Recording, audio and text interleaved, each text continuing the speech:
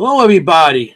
Welcome to the Seekers Club of the Paranormal. No, Oh, let's do our own intro. no. Let's try again. Hi, Hey, everybody. I gotta tell somebody.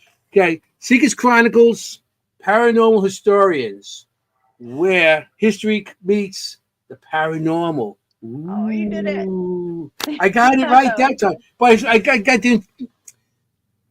got to start writing cue cards. I get everything Well wrong. done. No, well Yeah, done. That was good. That was good. yeah. That was So, good. how's Hi, everybody in the everybody. audience? We had a Coming great in. weekend. I know it was me, Jenny, Ron Lourdes, Scott Riddick, Zach Bennett, and Zach's dad, and Zach and Zach's dad. Heather, Scott's wife, and of course Tracy and Kelly were there. We'll all spend the weekend at the Shanley Hotel. It Yep. was Anthony's awesome. We had a favorite great place. time. It was good. It was an awesome weekend. And Scott invited us, which he came all the way up from North Carolina, Piedmont Paranormal Very cool. Investigations, I think that's called, something like that. It's hmm PPI. hmm And they invited us up. I invited us to the go to Shannon with them. And of course, we had such a great time. Hey, Todd, Always. Camilla, Melissa. Always. Um, yeah, so we had a good time. Of course, we got a lot of stuff, and it was good. We had a great weekend. You know, Yep. Yep. so we got to the digital seance. I said it right. Experience. The digital seance Experience. Well, experience. yeah, I'm good with that right now. I'm getting closer. Um, so we did that, and a lot of stuff going on. We had such a great time. Yeah, Kelly and Tracy treated us so well. they It was do. good. Of course, They I do. love that place, and those two are great women. They They always are. you know there for you. So They are. And you brought the twins. yes, I brought the You twins. debuted Oh, I forgot debuted the twins. the twins. That's my the Bella dolls. I put a bid on them as a joke. It was like a estate sale, and I got two of them. I won them. Yeah. I just put the minimum bet on it, and I won them. So Oh my they came with gosh. us, and they were great. Huh? They were cursing, and Yeah. they were cursed. Oh, the coolest thing! One of them said "rob it." Remember? One of them Yeah. We said put the "rob it." The Robert little girl doll. one says "rob it," and I didn't realize the woman Heather next to me just picked up a Robert doll, the haunted Robert doll that she had. They have a one at the Shanley, not the real one, but a copy of it. And she was bringing it over to put it on, and it said Robert. So I was like, hmm whoa, that was pretty cool. I Yes. was like, wow, that was good. And then They were Tracy's popular. going into his face, going to one of it and say, "This is bullshit. This is bullshit." And the thing goes, "Bullshit." Back I to don't her and her know. and Lourdes. They come running out into the room. They go, "He was said bullshit to us," and they were like, "Oh, it's like they couldn't believe it actually answered." But that was pretty cool. The dolls were responding. It They was even brought cool. them out to the well and everything. Heather, Scott's wife, was running around with them, one in each arm. Going on each Yeah. location of the hotel, and she was like all excited. Like I think she was like you know really, she goes, "These things are freaking me out. They're spooky, but Yeah. I can't She stop loved them. I holding them and know. running with She them." loved them. She was like, "Hey, what are Yeah, you doing?" Like talking like they were babies. I was like, "Oh, yeah. this is just too creepy." I thought I was going to like be missing one by the end of the weekend. Yeah. We'd be Yeah, they going really down to loved South them. Carolina with her. But yeah, it was a great trip. It was great. They drove 10 hours to come up to I get to know. Shanley, I know. and oh yeah, they got up there. They got up there early because they left early the day before, and so yeah, they got up there. Of course, we all went out to eat. There's pictures on Facebook of us eating and Of everything. course. Yeah, so we had a good time. I love We had that some place. cannoli. We had some And cannoli. we'll We be had back some in fun. and this month, June twenty We will. first. We'll be We'll back be in back. 3 weeks. We'll be back. We'll be back. So that's awesome. Yeah. I can't wait for that. I know, it's All his our favorite friends place and on earth. everything. Our power family, our power familia. Yeah. So Yeah. we're gonna have a great show tonight. We have But we are missing somebody though tonight. Oh And that's yes. Kim. Kim. How can we forget Madam Kim? I didn't. Poor No. Kim. She's not with us. She's See. working. Yeah. Doing her veterinarian thing, taking care of animals. Yeah, well, she's going to be taking some time off. I think she's taking like a Vatican or something, She's going into the mountains in one of those countries, and she's going to shave her head and pray. Yeah, she's going to Bali or something. She's going to become something. She's going on an eat, pray, love but she's taking thing. time off because her work schedule during the summer. She works at the racetracks, and it's really crazy for her because it starts like in May all the way to October. So she's not going to be able to make it. Her schedule goes through our show. So we're going to be missing Kim for a little bit there. So, yeah. Yeah, the trio down one. Yeah, the trio's going to be missing one. And maybe I'll have to learn to be a location medium. Not happening. Yeah. Not happening, people. Yeah. Some location you could do. I don't know. So I could make something up. Yeah, you can make it up. Yeah. Well, but anyway, let's start the show. We have a fantastic guest. I know him, and we've been friends for a while, Scotty and I. Matter of fact, I met him at the Shanley Hotel, and it was a while. It was a while since I met him, and him and I always like to rip each other apart. So it's like one of those, like me and Ron type of thing. Yeah. So he's a great guest. He's going to be a great guest tonight and stuff like that. And I know you know him, so let's bring him in. You want? I'm lucky to know introduce him. Introduce him and give him his intro. Yeah, actually, usually I do a short intro, but this is such a good one that I really wanted to read it tonight. So tonight we have Scott Davis, also known to us as Scotty the Medium. He's got I want to, you always call me fangirl. I almost put Jenny the fangirl because I want you are a fangirl. Well. I was Everybody jealous comes on, of you're a fan. I know I am a fan though. We invite he's good to have heroes on. So Scott Davis is a keen evidentiary medium who faces danger head on. I love this. Whether as a former Marine during 2 tours of duty or now as a street cop pulling the graveyard shift in Central New Jersey. Shout out to Central New Jersey. And I know Scott started a debate on that today, so we'll have to get into that.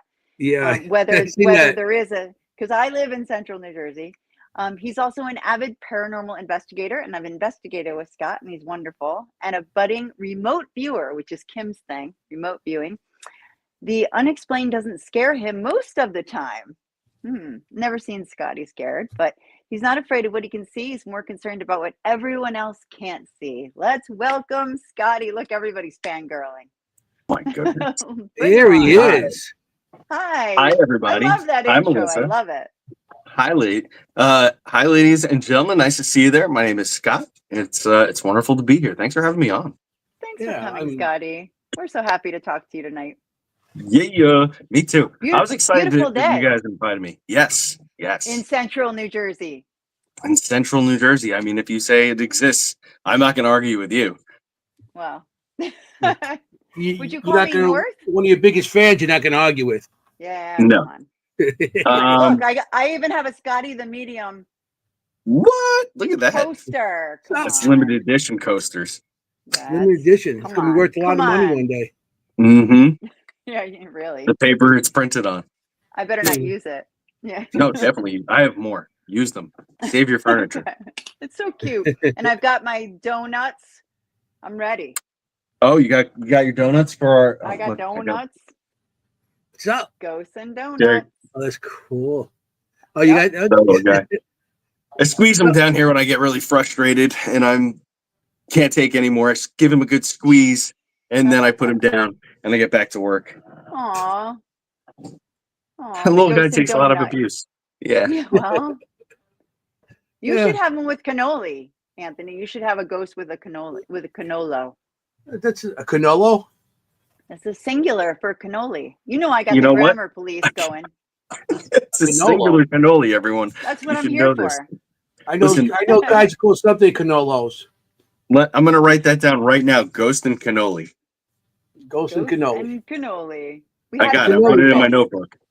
the Yeah. other That's day at the perfect. We'll make Shanley. one. Well, I had Yeah.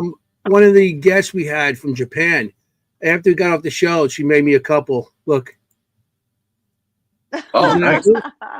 That looks awesome. The spelling is Yeah, that's wrong. but That's it's I think okay. it's so cool. Those are fun. So cute. Yeah, it's like she's in Japan and she's sending me pictures of cannolis. I'm like, in Japan? I thought it'd be like sushi or something like that. You're And it's like, no, legendary. but that's pretty cool. I thought it was very cool. It was very nice how to do it. We all know that treats are part of paranormal investigating. You have to have your treats. Yes, you need the quick sugar 100%, pretty much all night, Okay. and coffee, right? That's kind of Yeah. how we all survive. Well, I got my And Red bread. Bulls and coffee, so it's something going on there. Yeah. I think Great. you've had a few tonight. Oh, I'm on I have two inside my cup right now. Oh my I can gosh. tell. Yeah. You know, He's so got I have to. Because today was one of those days. Like if I didn't take my Red Bull, my wings are not there no more today. It's like one of those He's rough gonna days. levitate. Yeah. If I levitate, That'd be pretty You might- sweet. I'd like to see. yeah, I know. If I levitate, Jenny be out with her the DV was it DV60 whatever DR. What do you listen with? I don't But know. she has a VR60. recorder. Yeah. Oh, thank you. Thank you. You The speak DR60. Anthony. I got you. Yeah. Thank you. See, somebody got me. So you guys were at the Shanley this weekend. What was there any kind of like good like standout piece of evidence that you all picked up? Everybody picked up something. I know the Jenny. What did you get? You got a couple voices and stuff like that. I got the thing with the Always. dolls. The dolls were Always. going off. Those two Yeah. dolls. Yeah. I was Yeah, like, your two dolls. That's so interesting for to me, me when. Oh, I'm sorry. Go ahead, Jane. No, go please. I was just going to say that it's always interesting that when things are introduced into the Shanley, how the spirits there and possibly whatever energy is brought with you there kind of like interrupts each other and sometimes makes some really interesting phenomenon happen.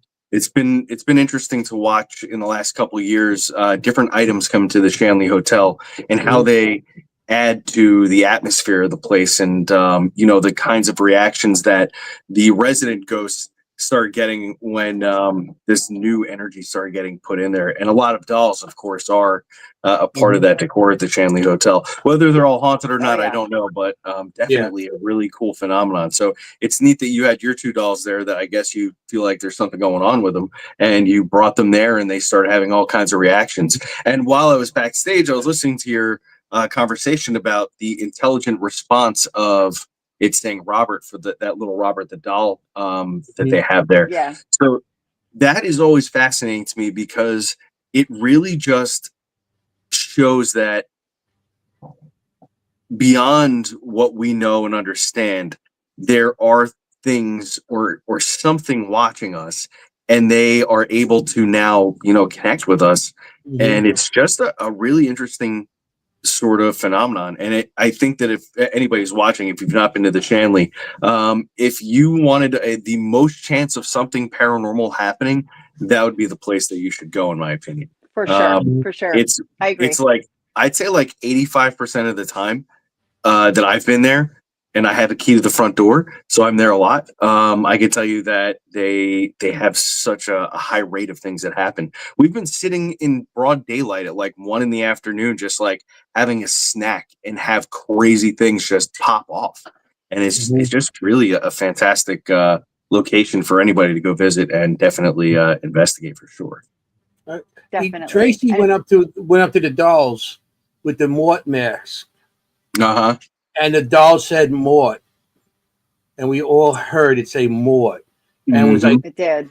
It was like, didn't you say that? And Tracy goes, yeah, it did. Of course, nobody had cameras on at the time or anything recording because we were that's breaking always at the that way. time.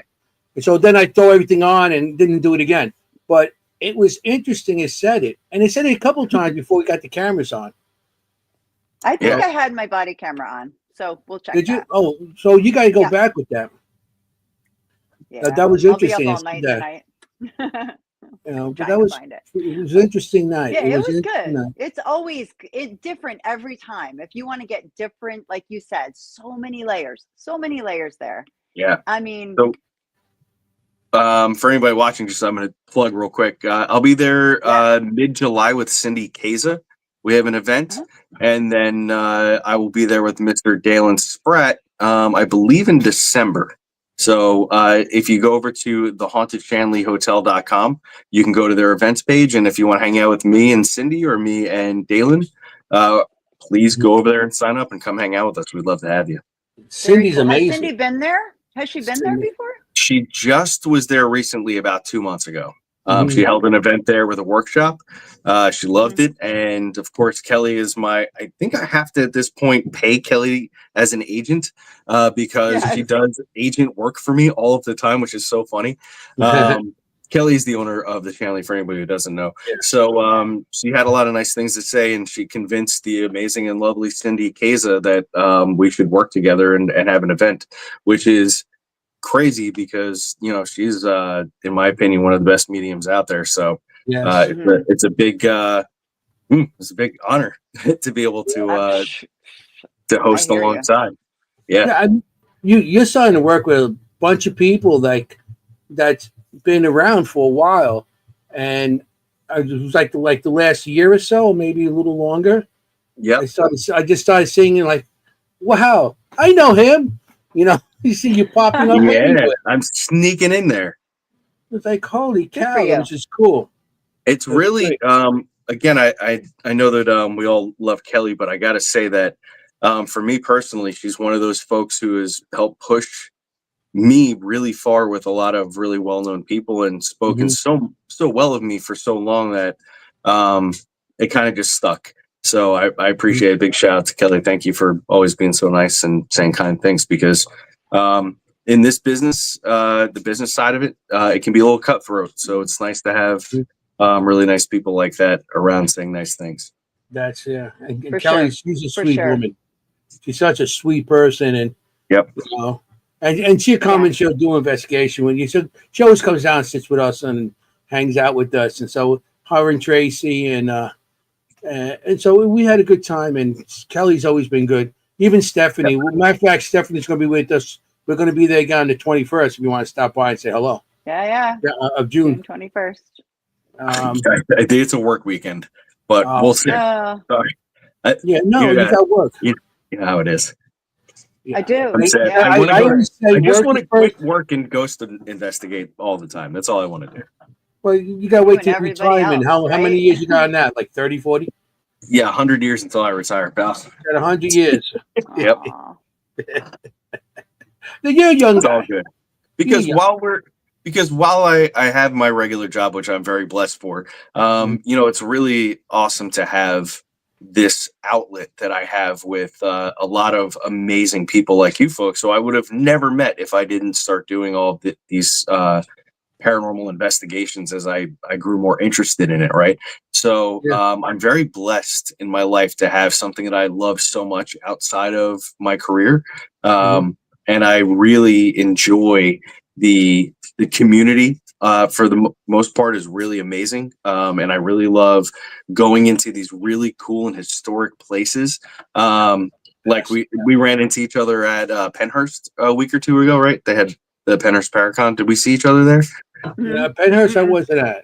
No? Okay. So for me, my memory blends, unfortunately, because I totally get it. I thought I saw you there. But in any case, we have these in Bucks County. That's right, Bucks County. We saw each other. Yes. It was pretty recent. Yeah.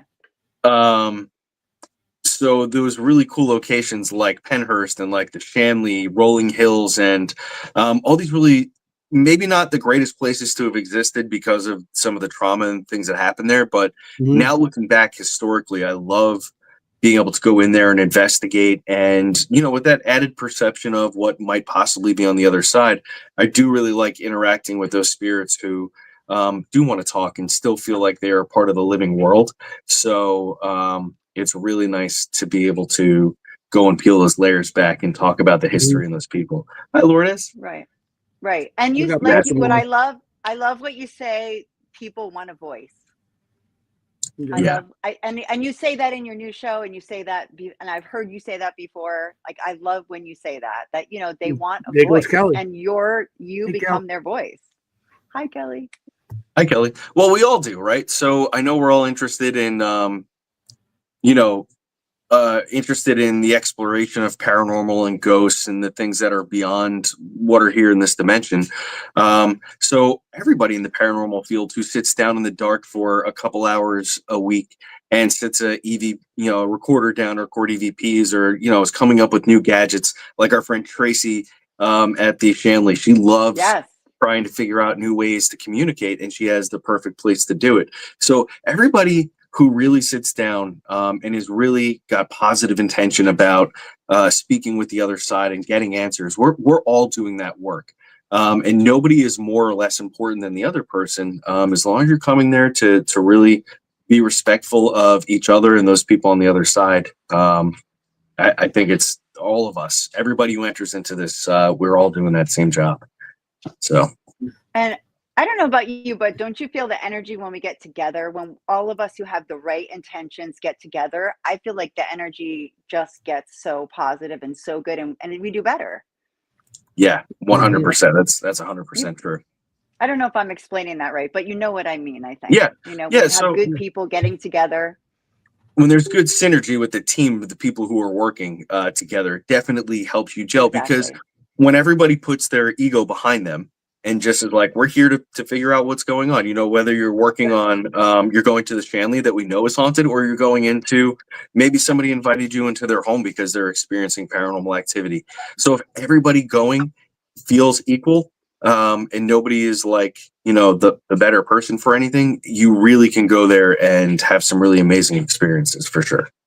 Yeah. Yeah. Get it done. Definitely. Yeah. Yeah, and we the definitely. Shanley's always a very favorite. Like I said, I've been going to this in Sal, and then now Kelly. Kelly's did a phenomenal place. She really did a great job on that place. Yeah, and It still was is. to what is, and she's still Yeah. working on everything. So I mean, I really applaud them. Her and her husband really, and Tracy helping out and stuff. But Absolutely. they're putting a lot into it, and I recommend that place 100%. I agree. Yep. The spirits are in. The spirits are in. Yeah.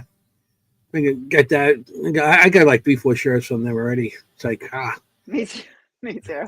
I going back with Sal with the green me too. shirt, with the ghost, like they had the outside. Yeah. The sign for years. The poor sign had to go. It was rotted away. Yeah. Well, that's how long okay. have you been going there, Scotty? How long have you been going to the Shanley?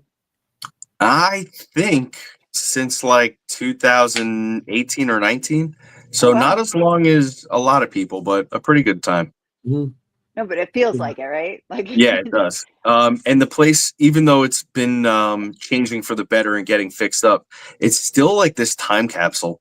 And just every time I walk, like the first time I walked into that place, a couple things happened to me that I was like, I experienced and I really love and I still do. So one of the things that I experienced was I went there as a private guest. My paranormal team that I was with at the time rented it out for the evening. I got there late, much later than everybody else. So Kelly opened up the door for me, and I remember thinking when the door opened, I was like, wow, this place is actually haunted. Like I could feel it, which was a strange thing because I've been a lot of places that people are like, it's haunted. And it's like kind of like maybe not that haunted. When the door to the Shanley opened, I remember, I think I even said it to Kelly, like, oh, this is haunted. Like this is the real thing. I could feel it haunted. right at the door. I could feel it.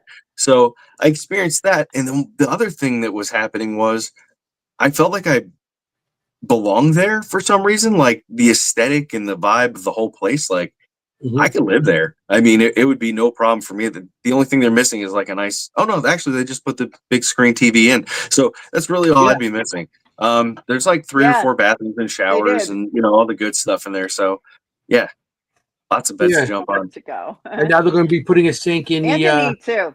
The Oh yeah, they're outside putting a area. sink in Now they're putting a sink outside the in the bathroom. lobby, They have like in they have the the, you cabinet know, out there and the Oh, piping. okay, cool. So they're gonna be putting a sink there. That's cool. That place is awesome, really is, and Yeah, he could they live did such there. a great He could job. live yeah. there too. Oh yeah, are you kidding me? I could live Definitely. there. I live in the Bordella. He could live there. And I can't give too much What's out, but do I you will have a tell favorite? a favorite what? A favorite room? Oh, I do. yeah, I have a I favorite love the room. gentleman's quarters. As far as like where to stay and sleep, I'm a Mhm. gentleman's quarters Yep. guy all day. And for anybody who doesn't Yep. know, I love talking about the Shanley. In the Shanley, there's a room. It's very large and it has 5 beds in it. There's a lot of cool paranormal stuff that happened in there, but over the years, it served a lot of purposes, and one of them being housing for military men for some period of time, and then it was also used for gambling and such. So it has this real like cool like guy vibe when you walk in. At least I think so. Yes. So yeah, that's Man my cave. favorite. Yeah, for sure. Yeah. Yeah. Yeah. That's a cool Very room. nice. Yeah, I always stay in the we're getting stuff Roosevelt in there room. this weekend too. You know. Yes. So, our question is, how did you get started? How did you know that you were gifted with your abilities? So it's always Yeah. a really funny story with that one. For anybody who's heard it before, I'll try to keep it light and humorous as always. So, of course, like any medium will probably tell you, or anybody who does what I do at some level, will say like, hey, when they were kids, they experienced some things, which I did. And boy, I can't. Speaking of which, divert for 1 second. I was just there about a month ago with Dave Schrader hosting an event, and I had. Imagine having one of the greatest interviewers and paranormal people of our time sitting in front of you playing tic-tac-toe with that wooden board and just Yeah. digging in. He like literally like interviewed me like he was Barbara Walters of the paranormal, and I recorded it. And he pulled this like really crazy memory out of me and helped me put some things into perspective, which I'm going to put up on my YouTube very soon. It was really, really Cool. interesting, and it changed my idea of how I grew up and how I experienced things, which is really interesting at 43 years old to have a core memory from being a child, and at 43 years old kind of have it changed or the perspective changed a little bit. And it was for the better. So I'm not going to give it away the conversation, but it will be up on my YouTube, which is Scotty the Medium on Very YouTube. cool. Very So, cool. That is so yeah, unusual. yeah. So as a kid, I experienced some interesting things. My mom, later on in life, would tell me some stories about things I said that kind of freaked people out when I was little about talking to people who weren't there and so forth.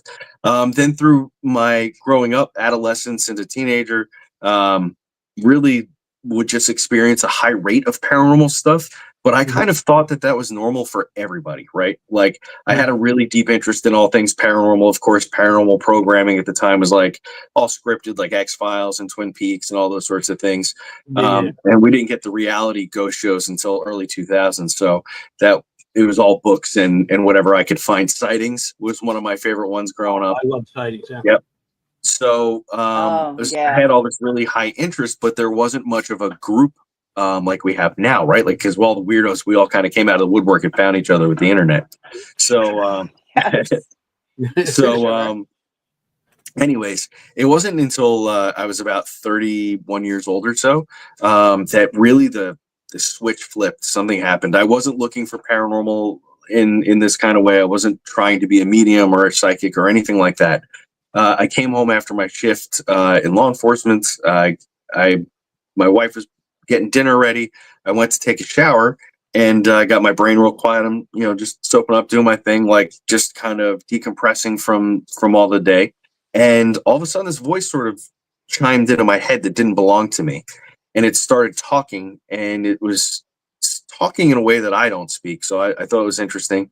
And then I started seeing some like pictures or photographs and movies, like kind of memories that didn't belong to me.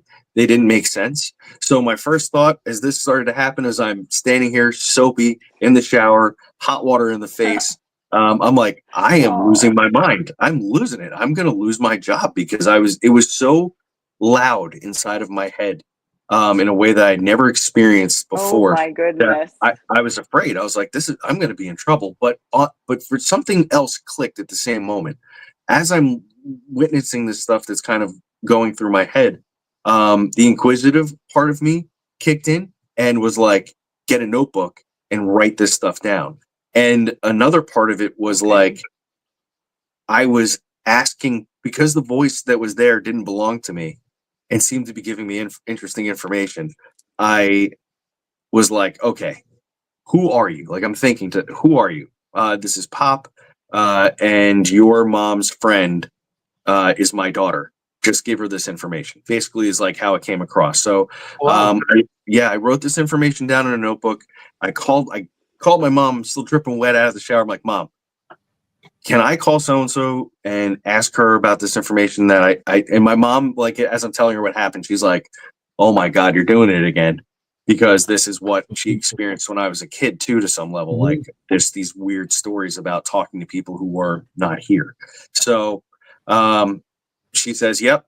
She puts me in touch with her friend. And this is where it gets really neat. Her friend was so cool about this. She was like, yeah, actually come over and show me what you wrote down and we'll talk about it.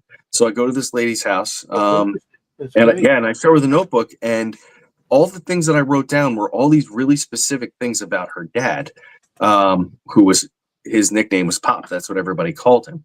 But the thing that really struck me as like, this is a real thing, or there's something to it, was he showed me a photograph in my mind of a man in a tuxedo and a woman next to that man, and the woman was wearing a pink dress. She had pearls, pearl earrings, and she had brown hair, and it was really nicely done. And her name was Anna, and I could smell cupcakes baking while I saw that photograph. So I wrote all that information down, and when I got to that part of the notes when I was showing this woman, she said, you know what? My mom lives underneath me in the apartment below us. Can I call her up here and show her this? Now, this would be the widow, Pop's widow. So that woman comes upstairs and she goes, oh my God, hold on, I'll be right back. And she disappears and then comes back upstairs, and she has this big yellow book, and it's real kind of gross and old, and it's got dust on it. And she puts it down, she blows it off, and she starts going through it. And I'm like, oh, it's a wedding album, photo album. And she flips, and guess what? Here's a photo of the man in the tuxedo and the woman in the pink dress, just as I had explained it. Oh, wow. And this book, these photographs were taken many years before I was born. And it was her husband on his wedding day with his mom, Anna. And that's how she was dressed for the wedding. And she was a prolific baker. She baked every single day of her life, pretty much until she passed. So when the other stuff was kind of anecdotal, but it was very strong evidence that I was talking to her dad. But this was borderline proof, this photograph, right? Because there's no way that I could know about this photograph buried inside of a wedding album that nobody had opened in 40 years. And it was taken 30 years before I was born. You know what I mean? So to me, that really got things going. So I was like, what is this? What did I just experience? And could I do it again? Or could I disprove it? Right. So I started sitting with people. I found a Facebook group of psychic development folks who were really nice and took me in. And the more of this I did, the more people were like, wow, you're really good at this. And the more I had to kind of come to terms with the fact that it was real, like this is actually happening. So that's how that train went. It was really strange because I literally was not looking for this to happen. Yeah. That's interesting. That's real. And then, then you have all the stuff you wrote down was verified by the woman, the wife of the man you were talking about. And then she had the album, a photo album, which verified everything you talked about. And there's no way you're going to know anything about that. So that is so satisfying probably to you. Like, wow, I really did this. And you're probably so like, that was like a changing, probably a turning moment in your life saying, oh, I can do this. Yeah. So that's where it kind of changed. And I really dove into it head first because I really thought it was something interesting, and I didn't and I still don't understand. I'm going to be honest with everybody. I'm not really sure why I was afforded this interesting gift, or why it came awake the way that it did, or why I can continue to use it and develop it in different kinds of ways. but I'm happy for it, and I really try to do my best to use it for good, and help people out when I can. So yeah, it's Yeah. interesting thing Love to be it. able to do. Love it. And you share it. You That doesn't mentioned a about it. couple. Yeah, definitely. You mentioned a couple different things there, and I have questions as a non-psychic medium. Um, I know that you have different abilities like smell, hearing. You have a lot Mhm. of them. Some people only have one, correct? Like, Yeah, some yeah, people just can have smells, right? It's clairsentience, clairaudience, clairvoyance, right? yep. Like, which ones do you feel that you have? Like, do you have a list? Can you list them Yeah, for no, us? I know them well. We have to operate. Me and my silly gifts have to operate together every day. So yeah. Okay. So my strongest one is clairvoyance, which is just the ability to see things psychically. So when I talked about seeing that photograph, my eyes are closed and the photograph appeared where my imagination is basically. So I know it's kind of weird to give a non-physical, um, not like experience to a physical place, but I can only say to other people who can do this, if you can close your eyes and picture an apple, um, and if I say to you, like, okay, close your eyes, it's black and you don't see anything, but I want you to just think about a really red, delicious, juicy apple. It's got a little Right. brown stem on it and the green leaf, right? So most people can see that. That's literally the same space that my clairvoyance happens in. So basically, I let it clear out, and that's where spirit puts pictures and stuff for me to try to analyze and play charades and figure out. So that's my clairvoyance. Then there's clairaudience, which is the clear ability to hear spirit messages. Mhm. They're not exterior audio, they're inside. So the same place that Okay. your inner dialogue is occurring, that's where that I hear those things as well. They just hijack into basically they plug their aux into my clairaudience and they can talk. And a lot of time people ask me a lot like, well, what if they didn't speak English, the people who you're trying to talk to? So we go back to the clairvoyance. They have flashcards, like all of my memories, the Rolodex of my life, that they can go through and pick out similar things so that I understand. So we all know what a car looks like. We know what a gallon of milk looks like. We know what a baby looks like. So even if they don't speak English, they can go through and be like, select the menu of like pictures for me to talk about in order to bring the message through. And then what Ah, happens generally is after that happens, this strange connection happens where no matter what they're saying, it just comes to me in English and I can repeat it. So and again, I don't know why it works that way. It's just the way my gift kind of developed, right? Then after that, clairsentience and cognizance are these two abilities where you kind of feel and know things inside of you, and that's that real intuition. And I think that everybody, for the most part, has at least that. Like when you get that feeling inside your body, and you're like, I got to call Aunt Claire real quick, and she's yeah. like, oh my god, your uncle just fell off a ladder. Like that's just that Or I was clairessence. just thinking of you. That, Yeah, right? Like right. that. Like, oh, I was just thinking Yes, about you. How did That's you when they're know? like the phone yeah, rings and you're like, I was about to call you. Yeah, yes, Yeah. We've all exactly. had type of that. thing. Yeah. Even So me. it's really interesting to um, go through that. And then the smell is not something that I would ever rely on, but when it comes through, it's usually really strong. And I always forget that. I think it's Claire Gustin's. And then there's the taste one too. So That's Gustin's. that's I think Gustin's. it's Yeah, I his. can't remember the Yeah. smell one. So smells, we all know what everything smells like for the most part in our lives. But what's interesting is when it comes to the taste, is I've had different experiences. So it's not always like pleasant taste. Like I've actually had for Anthony, this would be him when he's on the other side in a long, long time from now. People have fed me cannolis and like bread and like kiwis. One time a lady was stuffing my mouth full of sponge cake.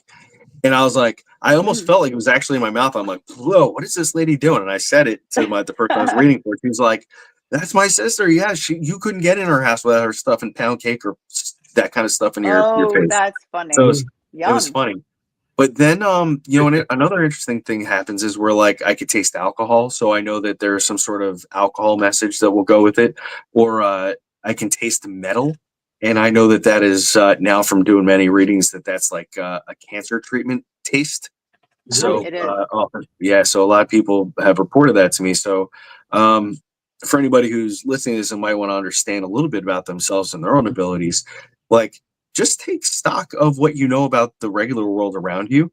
And then when you feel that something is, especially if you're doing a ghost hunt or you're looking for that sort of thing, think about how your emotions have changed, your thought pattern has changed. You have to be very self-aware when it comes to this, and that's something that I learned along the way of doing this mediumship stuff. So like you have to be really self-aware of yourself. So in the morning when I get up, I got to recognize like, okay, today my left hip hurts, my eyes hurt for a little bit because I'm dehydrated, and I'm kind of in a funky mood. So that's how I am today. So that way during the day, if something happens and I change my mood, if I for some reason become very excited and happy, and I'll be like, okay, that's not me. Why do I feel this way? And I'll try to see if there's something influencing me. Or it could go the other way. I could feel something really angering or grief or like sadness, and I'll have to stop and be like, okay, now why do I feel this way? And then that's how we sort of start to tune in and understand and get the mediumship abilities going. Yeah. I mean, a lot of those things that you were talking about with the taste and smell, and through the years, I experienced all that stuff too. But I didn't know everything had a different name to it. Everything has a name nowadays.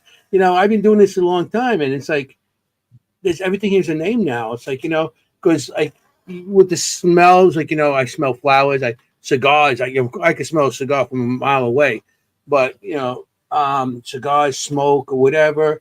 And the taste, I always thought like taste of metal was more like blood.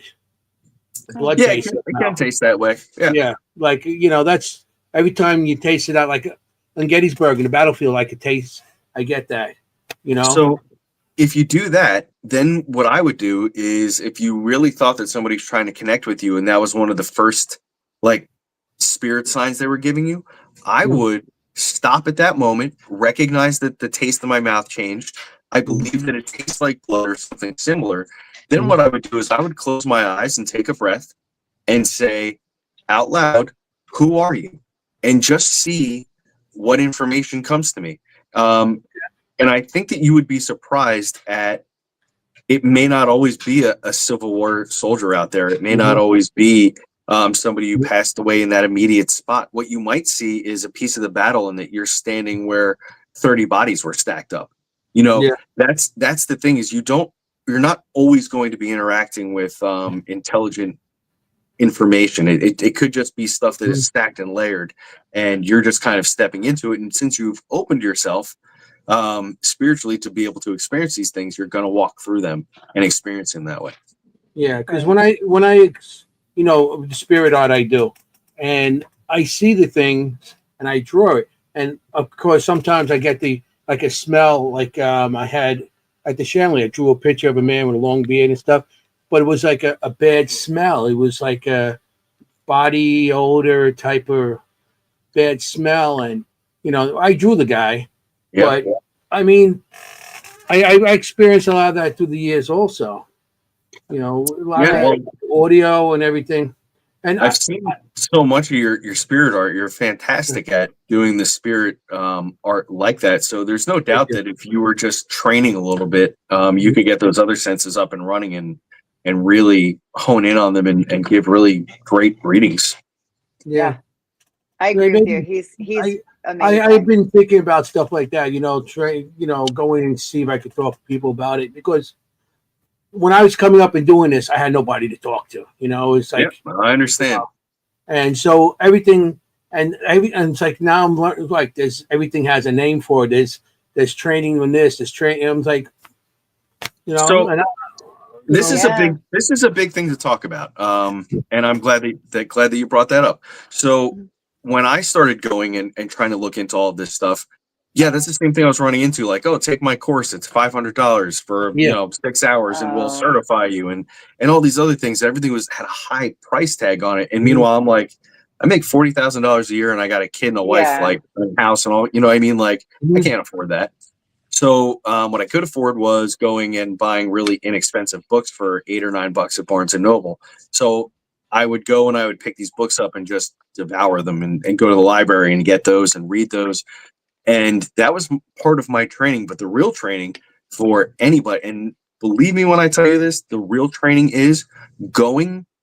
If you're going to go to a location, go with no prior information about the place. Go with somebody who does know the information, and just go there and open up and just say the things that you're experiencing, whether they sound silly or not. Write them down, and then go back and have your friend who you trust with the information and see what points you hit on. You'd be really surprised at the things that you're going to actually pull out that are very, very correct and very poignant to the place that you're at. It's the same thing with doing readings for somebody sitting down with a client. It was the same kind of training. Like, I would find people in this Facebook group and just have a half-hour video call with them and be like, all right, don't tell me anything. I'm going to write all the stuff down that comes in, and then we'll go back over it, and you can help me understand what I got right, what I got wrong, and how it might apply to you, so that I understand for the next time. And that's how I built that ability to do that. And it's difficult. It was a year of just me feeling around the dark and figuring that stuff out before I was like, okay, maybe I could start doing this a little bit more professionally. But it takes work, because when it comes to this, and you both know this, I'm just saying this for anybody who's in the audience that might care. We are caretakers when we do this. And it's very important that we are putting our best foot forward and absolutely bringing 100% authenticity to what we're doing. Oh, absolutely. Absolutely. Yeah. Like that, when I go place and I draw a picture, and sometimes people give me pictures of a place, and I'll draw what I see in the picture, and then they're like, oh, and then they have a picture of like something similar to what I drew. And that always is like amazes me. Like, wow, look, check this out. It's similar. You can see in the eyes, maybe the mouth and stuff. Yep. And I find that amazing. It's validating. You're like a sketch artist for the afterlife. I mean, that's brilliant. I love that. I draw. I draw. What's it called? I draw the dead. I forgot. I'm getting old. I can't remember nothing no more. He doesn't. Yeah. Me too. But I draw faces of the dead. Yes, right. Which is really, really interesting. It is very interesting. If I could tell you the amount of focus that takes, like, to be able to close your eyes, or whatever your method is, and to draw details of these people is just amazing. To have that connection for that long, to do that. Yeah. So, like I said, when I draw something, people, like, when they verify my picture with another picture, I'm like, that's pretty cool. That's very cool. Yeah. So, Ron Iacovetti was just saying that he works with mediums and does the digital seance experience at the same time. And gets that immediate. Yes, he's obviously you've worked with him. So how's that for you when you're able to validate it live like that? Oh my gosh! With these voices coming, like, I just find that fascinating when he works with media. When he and Lourdes work with mediums. Working with Ron and Lourdes is so much fun because I feel like it brings to life the actual things that I'm talking about, and it's really for those of us who live in this world of like instant gratification, like, being able to say, like, okay, I think there's a man standing here, X, Y, and Z, and give a description, and do this with a crowd of people, and then have Ron and Lourdes' equipment start validating those things by speaking on what we're talking about is amazing. I think it was last year or the year before at the New Jersey Paranormal Paracon in Woodbridge. They always do their room there, the digital seance there. And a woman came in and she was standing there, and I felt compelled to walk towards her while they were doing the session, while Ron and Lourdes were conducting their session. And as I got near her, some information started coming through, and I spoke out loud about it. And then the name, I believe the name that she was listening for came through Ron and Lourdes's equipment, which might have been Tommy, I think, if I remember right. And it was this woman's son who had passed away many years before, and she had just been waiting for years to hear from him from the other side. So I had said some things that were very poignant and like hit for her. And then this voice comes over. And what was really amazing was she was like, that's him. Like, she was like, that's my kid's voice. Like, she knew. Wow. So when we can take our abilities and our specialties and put them together, it's an unbelievable magic. feeling. But it's magic. It's really magic. is. But it's magic because I know that woman was waiting for so long with so much pain and grief that for no reason on a Saturday in Woodbridge, New Jersey, in a high school, at this strange thing that we do, her son decided to come and pay her a visit, and she was able to release that from her heart and hopefully feel a little bit lighter on the way home, and from then on feel lighter knowing that she heard from him and got 2 points of validation that fast. So yeah, that's, I think, especially with Ron and Lourdes, it's not about them. Like, mediumship isn't about me. It is about this thing that we all belong to, and we're trying to just help each other understand it and make better connections with each other here, but also with the other side, and bring love and caring and acceptance in this world that is having a very, very tough time accepting just the easy things in life, you know? Mm-hmm. Right. Yeah. It's ability to share with others. So, I know in the past where I had people, we were doing spirit boxes, and their husband came through, and their grandfather came through, and I had an 80-year-old woman and a 67-year-old woman, and we went to this house out in Farmingdale, Long Island, and it was SB7, the SB7. That's all it was. Put that on a speaker, and the first thing came out was Walter. And the woman's like, that's my father. That's my father. And the other one, that's my grandfather. That's my great grandfather. And they were like, he built this house. Oh, that's awesome. He actually he went and he actually physically built the house himself, put the bricks and everything. Yeah, this guy he was on construction, and he actually built that house. And the woman's like, I never thought I'd ever hear his voice again. That's amazing, isn't it? Yeah. And then at the end of the night, because we went around, and he happened to be an electrician and everything to Local 25. That's out Long Island, and Local 3's in here. And he's part of my international. So I kept on pulling out my union card because he was a steward out there. I said, here's my card. And he kept on answering my questions. And she was so amazed. At the end of the night, the old lady hugged me, and she goes, I never thought I'd hear him. And it gave her, validation that, and she goes, I want him here. I don't want him to go nowhere. And gave her validation, and her daughter validation that the man was still there. Yeah, it's amazing. What an amazing gift. And that would never happen if there weren't people like you guys and the rest of this community out there doing this, Right. And I really think that's what it's about. That humanity, like that connection, that humanity. Yes. I love that word. Yes. And even if it's not that, sometimes it's, information for someone who loves a building, who needs information about it. Mm-hmm. Sometimes it's not that special. It's just a fact, that someone needs, but it's important to them. So it's important. Yeah, it always it's not depends. About us, like you said. Yeah, exactly. It's not about us. It always depends on the location or the people that are looking for the answer that we're helping out. But yeah, it's sometimes it is about information. Like we talked about the Ritz Theater, I believe, the last time we were together, which is one of those places that you guys love to go. And I was lucky enough to go there with you guys maybe once or twice. And I remember walking in, and there was a spirit that was out of place, at least in my mind, for a theater. And it was this priest, and he was telling me, he's like, I'm very upset.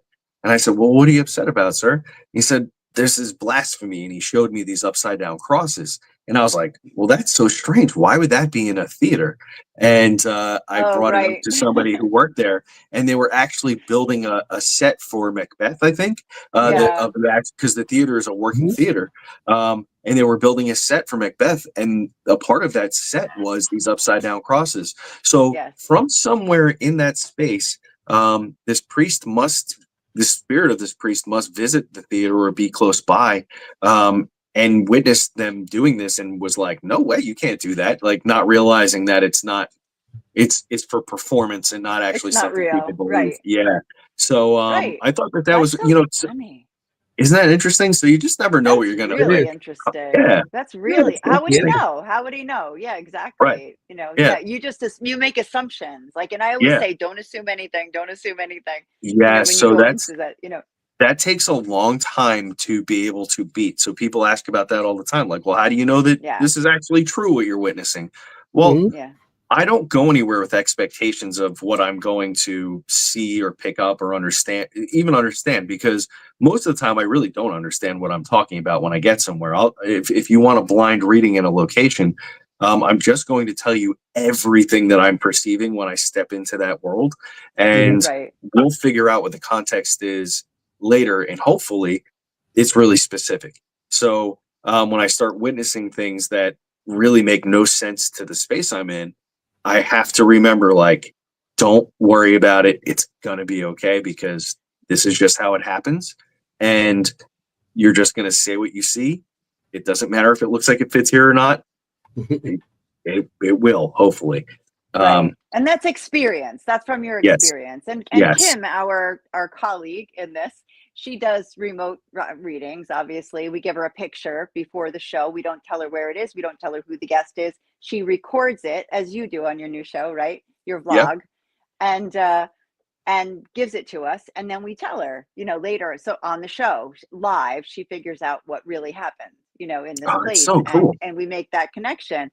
But as she's doing it, she's like, I don't know what this means. And I don't, that kind of thing. And inevitably it makes sense in the end, but because she's very, very good.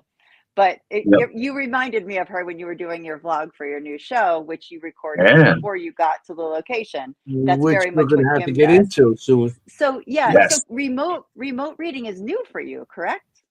Well, it's something that I definitely had not tested to the ability of my mediumship abilities.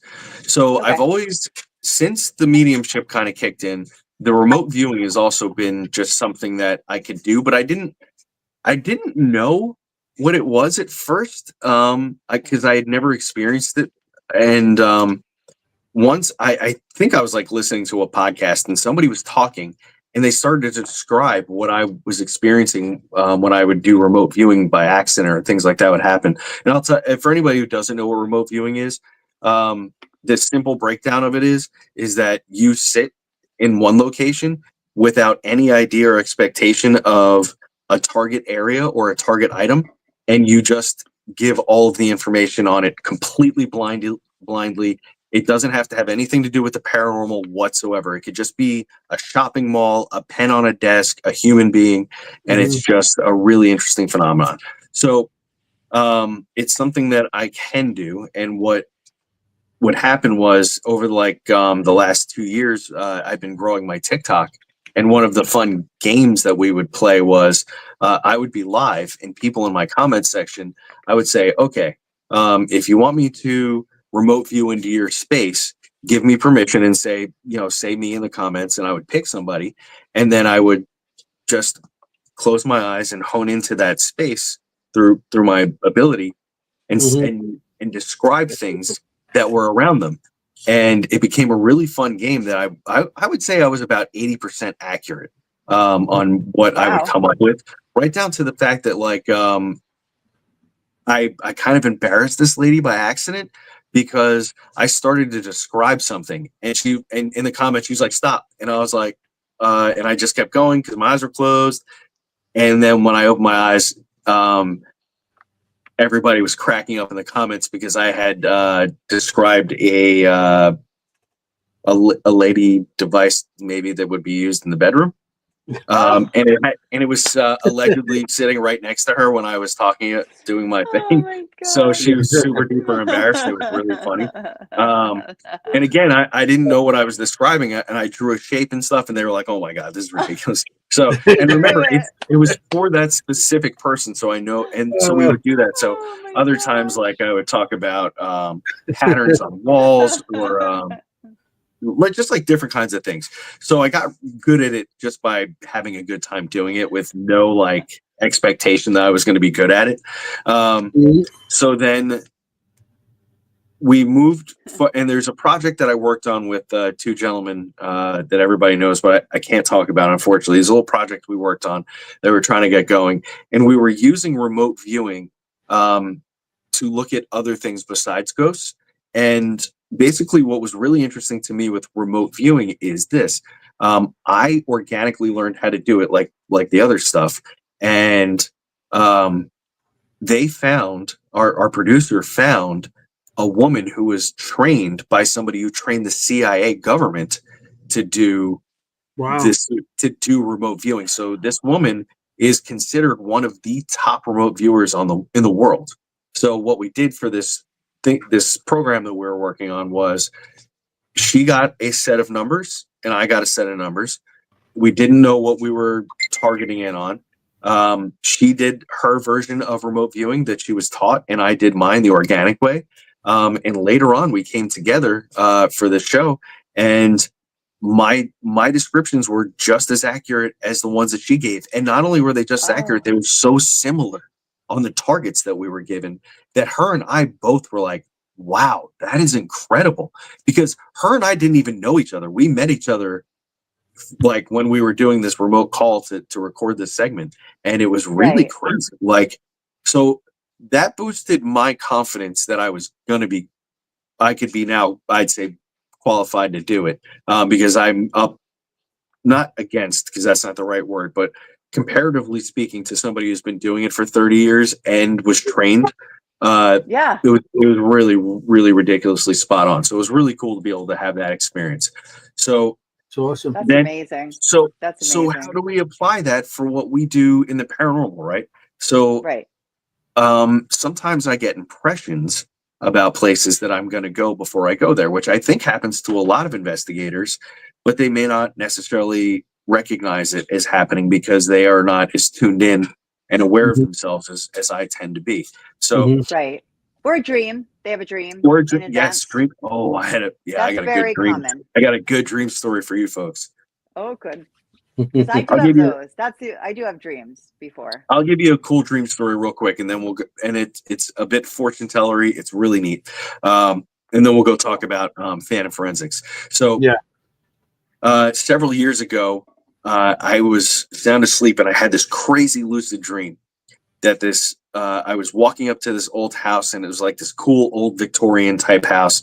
And I was like, I could feel like that spiritual energy in the dream. It was so cool. And this woman opens up the front door and she's like, I think you're here for me. Come in. And I walk in, and I see her beautiful house. I'm like, wow, it's gorgeous here. And she goes, yep, come on and sit. This is where all the mediums sit. And she brings me into this room off the right of the entrance. And we sit down. It's a parlor, and it's got this beautiful blue couch. And it's really well decorated. I could see seances happening, and I could see all these spirits all through the house. It was so crazy, this dream. And she sits me down on this couch, and I'm witnessing all this stuff. And she looks me in the eyes, and the dream kind of stops. And she goes, I'll see you soon. And I woke up, and I was like, what was that? I never had a dream like that. I love it. A couple days later, a friend of a friend calls me and is like, hey, Inside Edition needs a medium to go to a haunted house. And we know that you do that and you're comfortable on camera. Do you want to come do this? And I was like, oh, sure. That's awesome. Let's do that. So we set it up, and I tell my partner, Patrick, who is my paranormal partner at the time, I told him about my dream. I gave him all the details, and I was like, I don't know if this has something to do with the location we're going to, because I think they are correlated, though. So as we get to the place, this is Miss Fanny's paranormal Victorian party house. in Oh, Miss Oh, Fanny. I know it. I know it. yes, Yes. so it's Been like there. Miss Fanny's. I I've had been never there heard of too. it. I had never heard of it. I had never been there. Uh-huh. And as we pulled up, I was like, dude, this is a Victorian house. And he was like, yes, it is. So It sure is. I let him go inside and get all the information, as we always would do in our investigations. And he came out and he was like, dude, I don't know how you got this information because everything that you said about this house in your dream, this is the house that you were talking about. It's 100%. Wow. So we went inside, and right on the right side was this big room. There's a big parlor, Yes. and it's where this lady, Miss Fanny, would have these seances, and all of these mediums would come in the house. I found to be that evening, during our investigation, very active. So that was a really interesting dream, that this woman came to me before I even knew I was going to be invited to do something. And it That's was so amazing. inviting. She was like, I'll see you soon. Just like, she knew I was coming. How cool is that? That is awesome. That And place so Right. is wild specific. too. Yeah. I mean, Was it Miss Fanny she's or was it collects the woman? everything.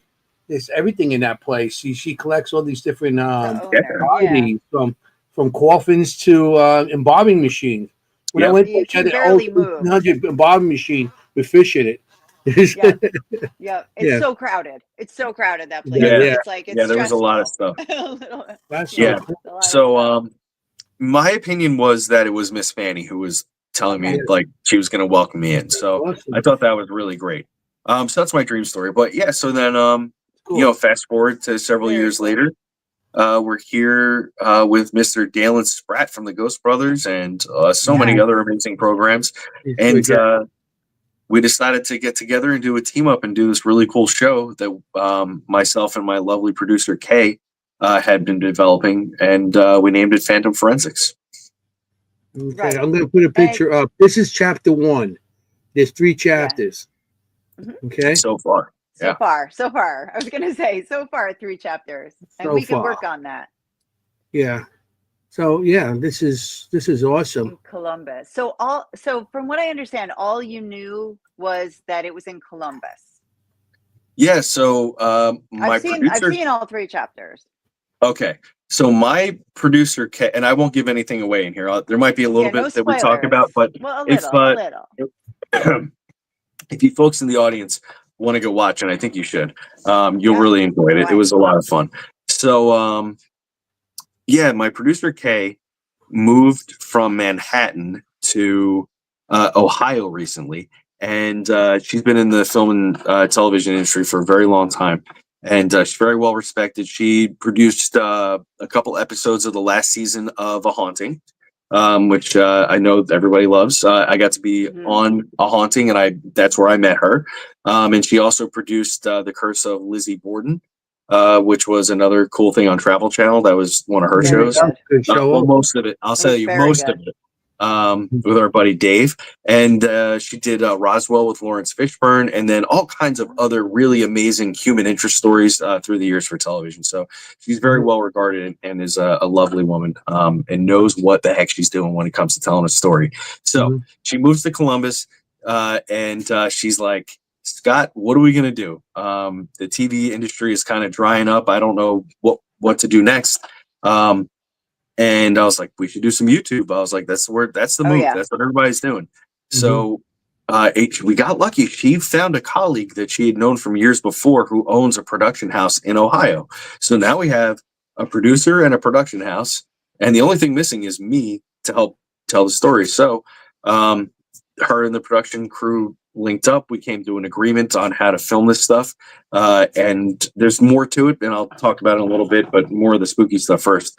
So yeah, we decided, like, Kay, who lives in the area, we know we had to keep it cost effective. So she did a ton of research on the area that she lives in and was like, okay, this definitely has enough wild and crazy history that we could tell some amazing stories right here in Columbus, Ohio, where For sure. where these things are based. So that's kind of how it started. And she was just like, what do you think about coming out here to shoot a couple days and see what we get? That's how it was born.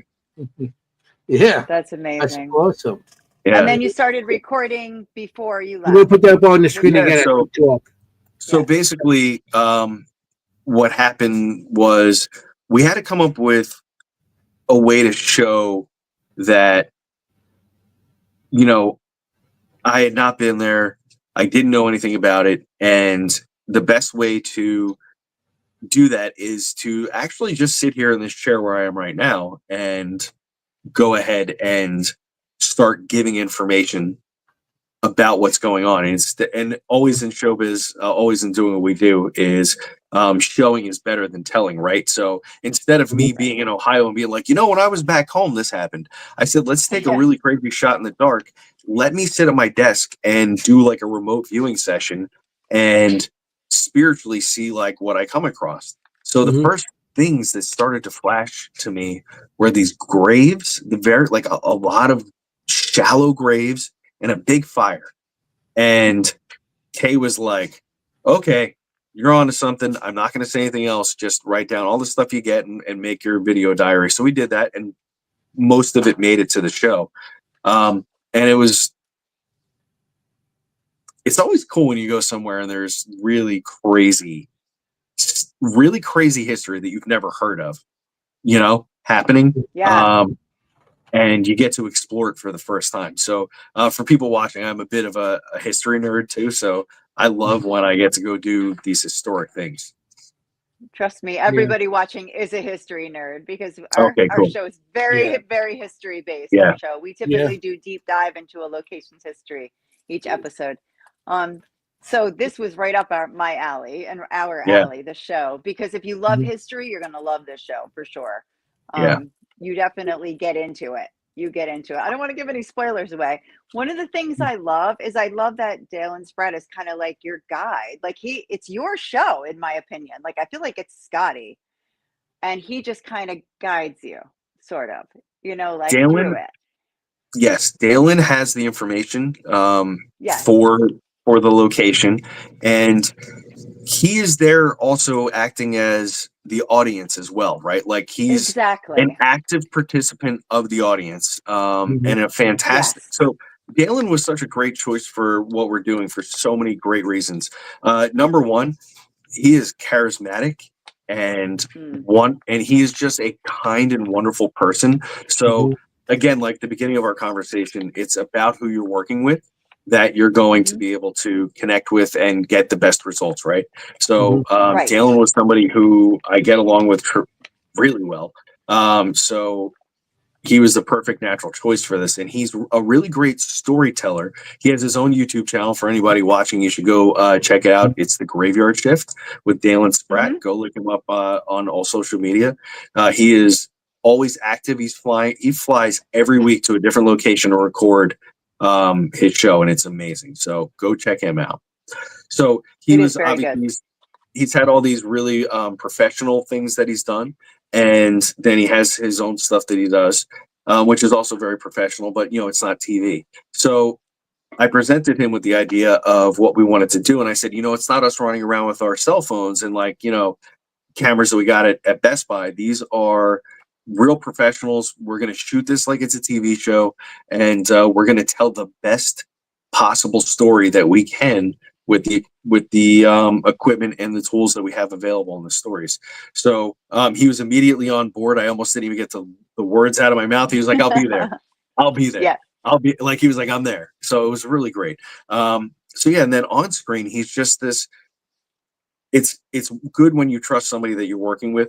He didn't make me feel strange about the things that I was talking about, and a lot of this stuff that, again, feeling like I was off target. He didn't flinch or make me feel like direct me one way or the other. He did a great job. So that's really important as well, because I know that there were some things that I hit on that some people might have jumped out of their skin because they would be so excited that I was getting it, but he kept a straight face the whole time, which was wonderful. He sure does. He sure yeah, does. he And does, if you right? watch, if you watch Ghost Brothers, you wouldn't believe it that he kept Yeah. a straight face Yes. because they're so expressive on that show. You're like, oh my gosh. They're so expressive, but he just really doesn't flinch. Like you said, he just listens. He's a good listener. So great listener. And he was dialed in, and for future episodes, for future chapters, he is going to take a more active role, and we're going to expand that, and we're going to add some other cast members, which we haven't announced yet, but we are working. We have somebody that wants to do it. They're committed. They're a lovely person.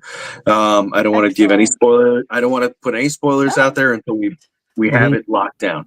But Yep. Exciting though. But here's what's funny, right? I'm one of the producers on the show, but for the first half of it, I don't have to produce anything because I'm not allowed to know what they're researching and what they're doing. So I get to sit back. The first part's easy, but then the heavy lift comes when they're like, "Okay, well, turn your camera on, big guy, and let's see if you're going to be as good as you were the last time." Yeah.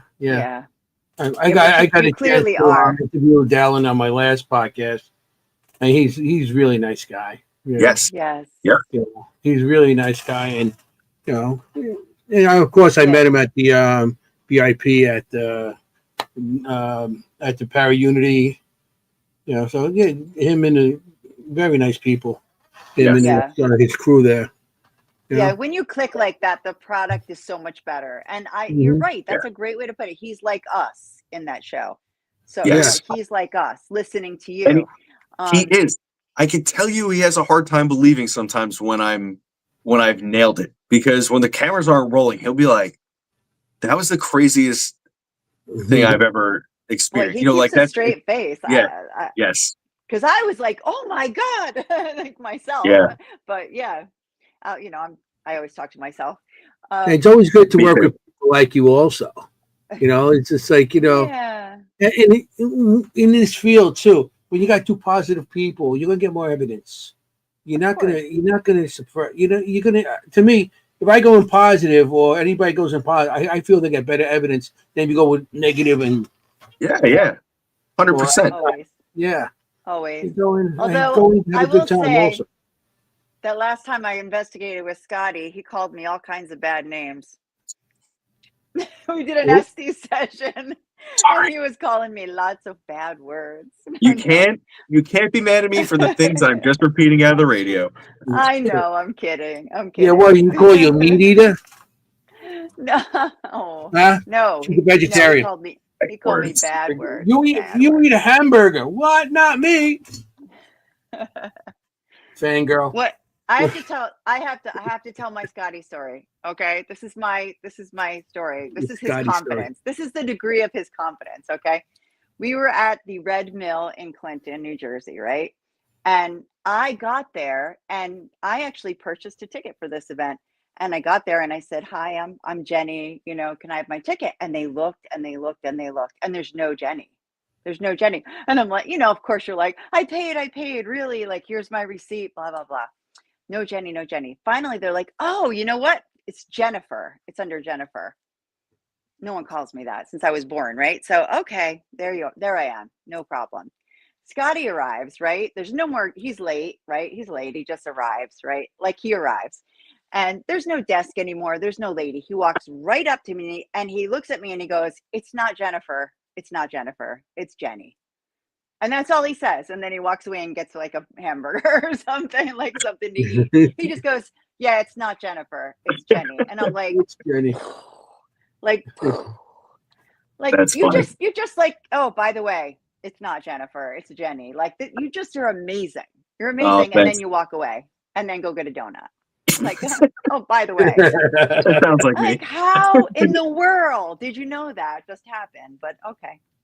That's you. That's my Scotty story. That's just you. You're like, "By the way." It's funny, right? Like today, because I never know what will why I'm being influenced. Today I went to breakfast with my wife.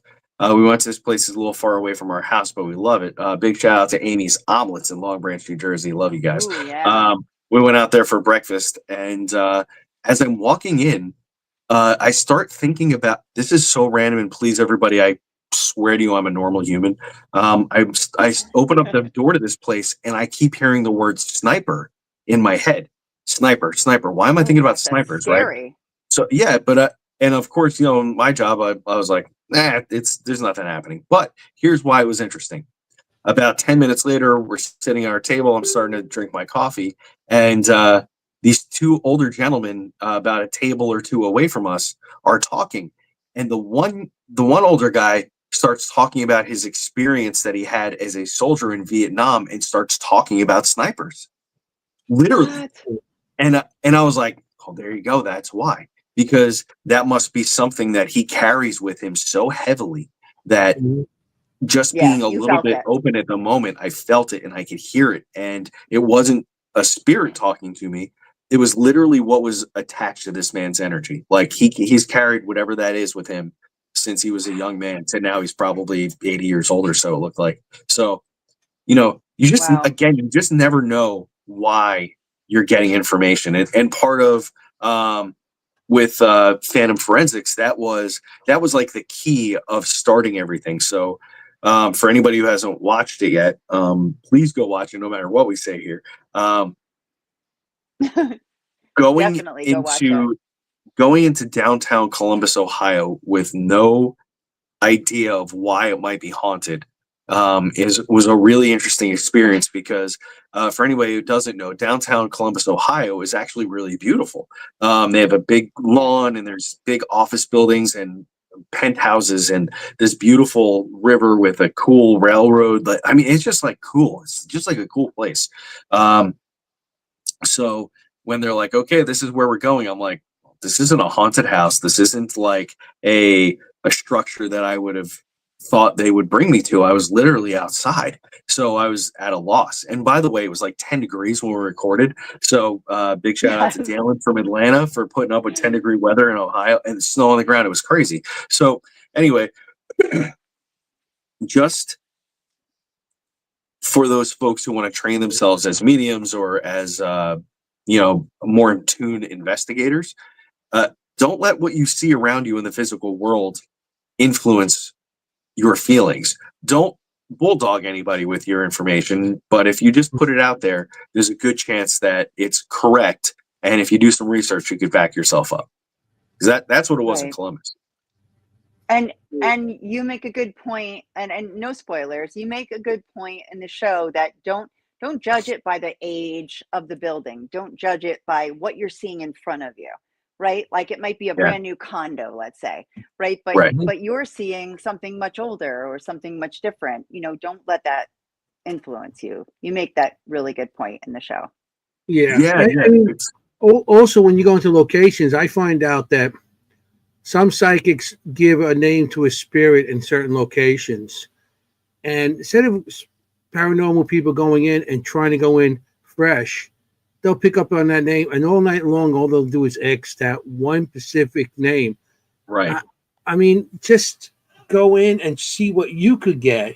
Start fresh. Instead Yeah. of what everybody else got in the past. So just see what you could get. Go in open-minded. Right. Don't go in closed-minded with somebody else's evidence and stuff. Just go in. Unless you got evidence in the past that you want to verify, okay. But go in fresh on every investigation. Right. So Yeah, that's it's a what great I point. feel. Yeah. Yeah. And So go that in was the during big. and go in. Oh, I'm sorry. No, I'm so excited about this episode. Yeah, These go episodes, ahead. like, and go You go guys- in during the day, like you guys. Like my project right now is I'm working with Richard Moschella. We're doing outdoor investigations in the woods. You were talking about elementals. Again, no spoilers. In this type of thing, we've been really focused on that type of thing lately, and doing Mhm. daytime investigations out in the middle of the woods, and you wouldn't believe what we get. Kind Yeah. of thing. The spirit world you does don't- not care if it's dark or light out. Which I was so excited when I saw you guys out there in the afternoon, kind of thing. Yeah. And We weren't was trying to great. make it scary for the sake of being scary, because the truth of what occurred in that location is far scarier than two guys course. stumbling around in the dark. In Right, the always future, is. traditional ghost hunting in the dark will probably be utilized for Phantom Forensics because it's a part of our culture and what we do. But definitely Sure. that during the daytime, I thought was so neat because it really takes that, like, oh, did you see that factor out of it, or like being afraid just because it's dark and like maybe you're ready for a jump scare. Like we took that out of it. Yeah. It was Yeah. literally just the experience of what was going on around us and focused on the history. So it was really interesting. Precisely. That's Yeah, exactly what I history's was so always fun. excited about in this show, really. And so many Yeah. layers of time in this show, which I always enjoy as well. Just the layers of modern time to, a long time ago. Again, I'm trying not to give too much away, but Yeah. I know Kim will be watching this at one point. Scotty does pull out a millimeter. That's Kim's thing. She's always got, Yep. she's got herself and her millimeter, Kim. So I was like, oh. Yeah, the millimeter You guys had a is a spirit really box and a millimeter. yeah, we were keeping it basic. Of course I had a bunch of equipment with me, but we decided that we would focus more on the things I was perceiving versus the claims that were being made in the third chapter of the apartment that we were in, and of course the Yeah. history. And if something would have called for a REM pod or some EVP work, we would have done that. But really, it wasn't necessary for that particular set of circumstances, right? So that's the other thing I think is investigators a lot of times we get hung up on all the things that we've spent a lot of money on, right? Going into places and Mhm. setting up Yeah. all of our equipment and we're all guilty of it. All of us. I have cases of stuff. Mhm. Sure. We all do. So, Yeah. but really, when and it's not to be like smug or like put your ego into it, but like you are all of us, everybody. We are our own best piece of equipment when we go into a place that's haunted, or allegedly haunted, right? You can Mhm. feel it when you walk in if you really like pay attention. So the equipment's really good for camera and recording results and seeing if we can make things happen and repeat themselves. Sort of trying to apply some of that scientific what do they call it, process to it, right, to try to get things Right. happen and Like repeat them again and reproduce again. it. Right. Right. Right. Scientific method, there we go. So Scientists. Yeah. right, so it's good for that stuff. The reason I like the millimeter is because it's a very simple device. I have the one without the REM on it, so it's the very basic one. Mhm. It shows the temperature, Same. which is good, and then it displays the milligauss, how much EMF is coming off of something. So Yes. I like it because, like I did in the show, I explained we walked down a hallway, and I believe the millimeter blasted to like 160 milligauss, which was Yeah. crazy. And I was like, Ooh. okay, so if the person who lives here were to stand in this hallway in the dark, they would probably feel so paranoid or sick to their stomach if they spent time standing right here, because we know that high EMF creates that, right? So Yes. Right. just by showing the audience and the crew members, actually, because our crew members had never done ghost stuff in their life. They were Oh, I it kind was of really love fun. that though. Yeah. Yeah, no, I kind of It like was their that. first it was their first time doing anything like that, so it was cool. Yeah. Anyways, I think it's so better.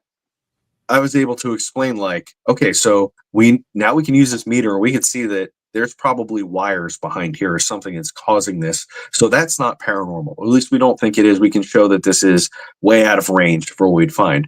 But when Dalen and I are standing in a different room and it's at a baseline of 0, and then all of a sudden it's jumping up to 7 and 12 for no reason while we're Yeah. interacting with something I'm talking about, then we could say, right, like, hey, this is probably more paranormal than not at the moment. And here's Yeah. some physical evidence to back it up. So yeah, Mhm. love the millimeter. Right.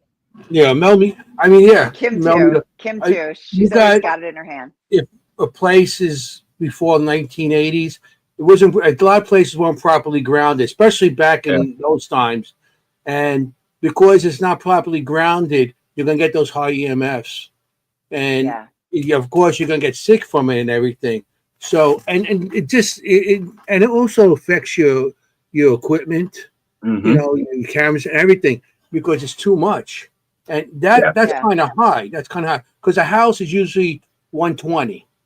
Right. 120 and under, depending how close you are actually to locations, because you have to go through the wires and there's droppage and everything. It's mathematical stuff.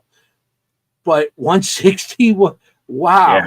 It was crazy. Yeah. That is crazy. But I mean, you guys ceiling fan in the room? As I say, you're standing. Dude, it was a modern building.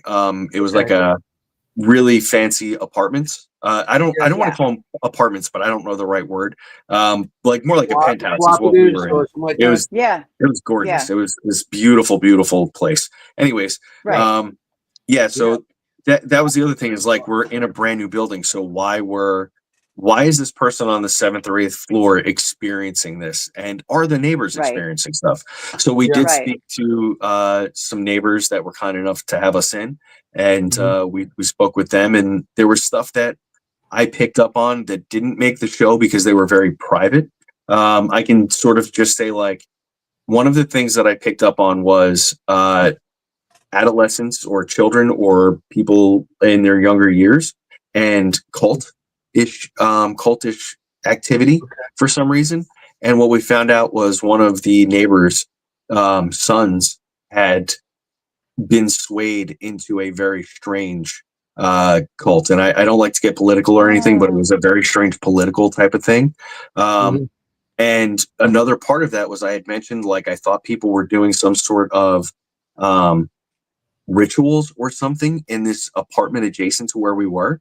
And as it turned out, this woman validated, she said, actually, my son set up like crystal grids and he was doing all these like weird things. And yeah, he was definitely doing some kind of occultish type things in here.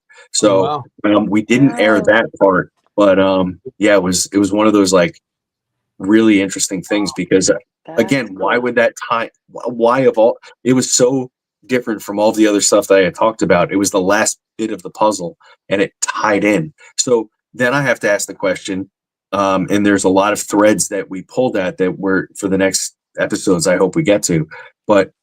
All right, everybody here, if you're watching, I'm also a huge Ghostbusters nerd, like to the 1000th degree. I have the whole outfit and everything. I got it all. Massive. Baby. The only thing I'm missing is an Ecto one in a firehouse. Okay, so anyways, think Dana Barrett's apartment in Ghostbusters. This building that she lived in was allegedly like an antenna for paranormal activity. Well. Right. That's kind of how exactly. I love that. It's a really nice figure you have of me there. So that's of me.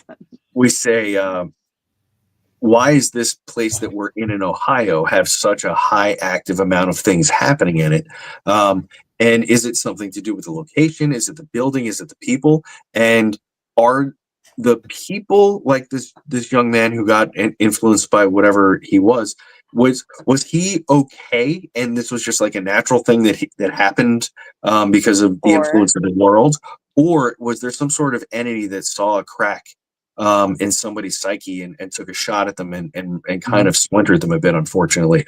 And for anybody who's watching this, I am a very practical and very down-to-earth person. Not everything is ghosts, not everything is paranormal. I have a lot of training in mental health, and I could say that I would say that mostly I know the difference between a paranormal issue and something is a mental health issue. And if I don't, or I suspect that it might be mental health, if I don't know, I'd find somebody who does know when we're dealing with those sorts of things. Right. We have the opportunity because we don't want to, I'm not a doctor and I'm not going to misdiagnose anything. So I want to always make sure that when I'm talking to people that have these crazy claims, that we really get a good idea of who they are and their family history and understand who they are as a person before we start being like, that was a ghost that made the, we don't want to get into that.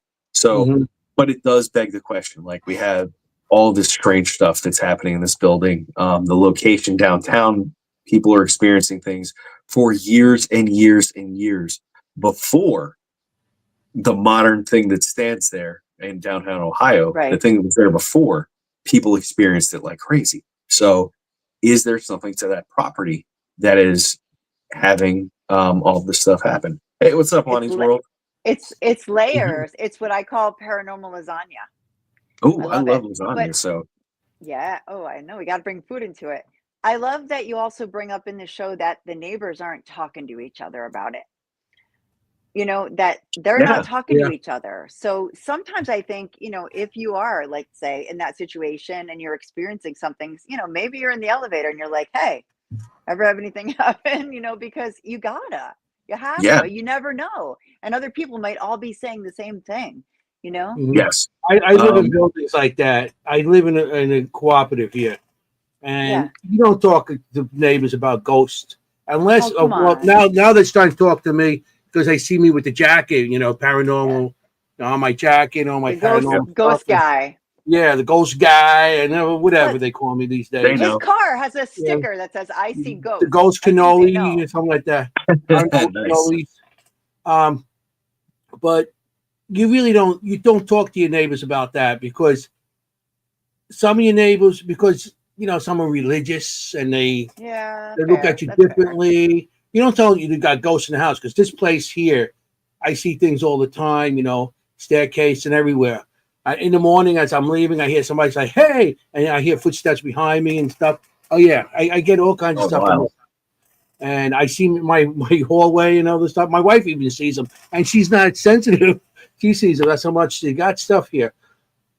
But you don't really get in the elevator and say, "Hey, what's up? Did you see that ghost last night?" It doesn't work that way, because some people don't believe it, and plus you got all different types of religions, and people look at you. I mean, to this day and age, because we're in a community that we talk about it, and we look at each other like, "Wow, that's cool," and stuff.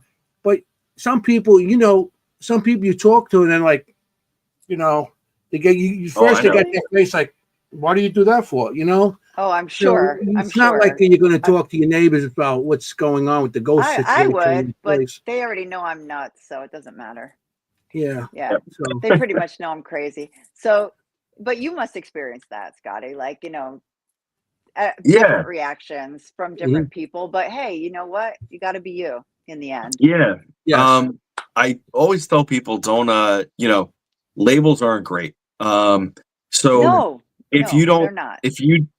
if somebody's uncomfortable with that part of me, we don't have to explore that at all as friends or relations or anything like that. If they don't want to talk about ghosts, I hope you like talking about cars or what's been on TV, because those are the other two things that I really enjoy. So, I could talk all day about those things as well. Yeah. Or donuts. Exactly.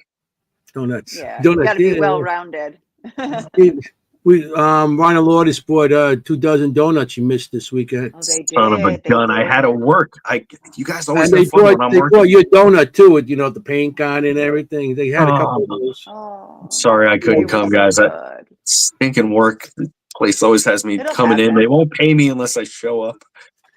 Oh, it's so What's wrong with them? I don't know. It's like I know. Come on. Come on. So can you explain how the next episode is going to work? Because I definitely want people to go watch this. Dan, I would love to be able to tell you. Like I said, I don't know. It will be shot similarly. So the vibe of the show, I hope everybody that watches it likes it. Again, it is a professionally produced television show. We just didn't have a network. We'll talk about that. We didn't have a network to put our television show on.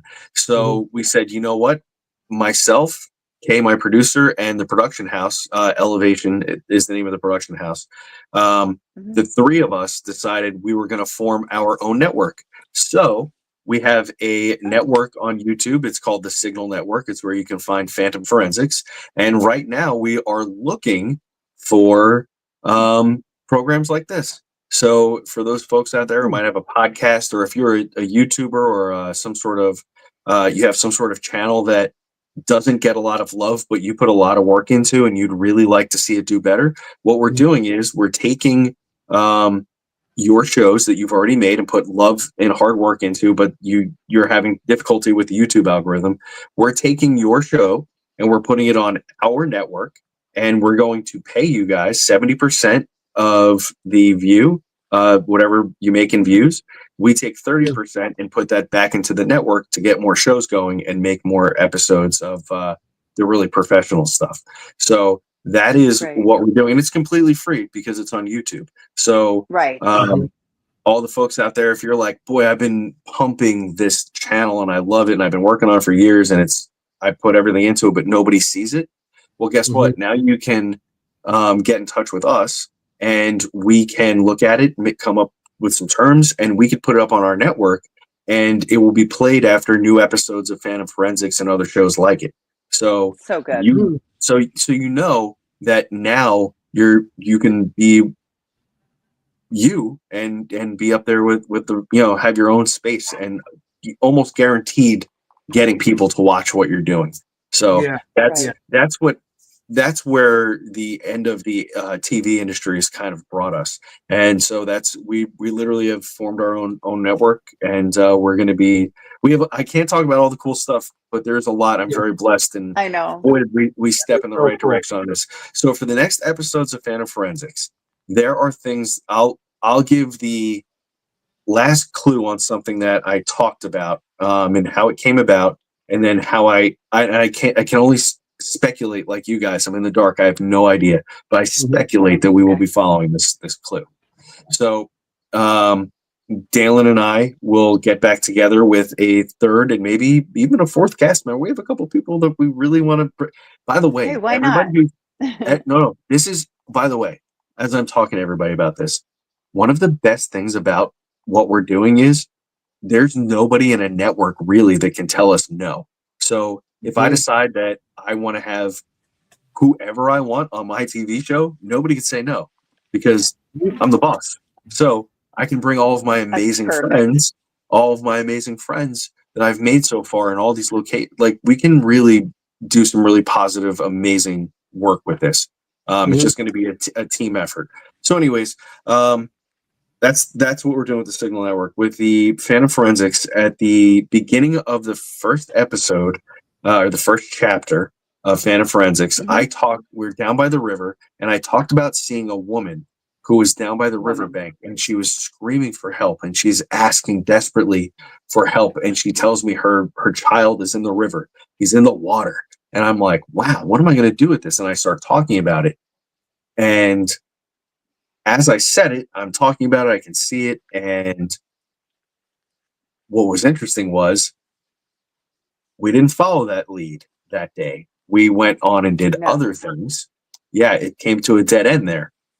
I didn't know why, because it was a very powerful vision.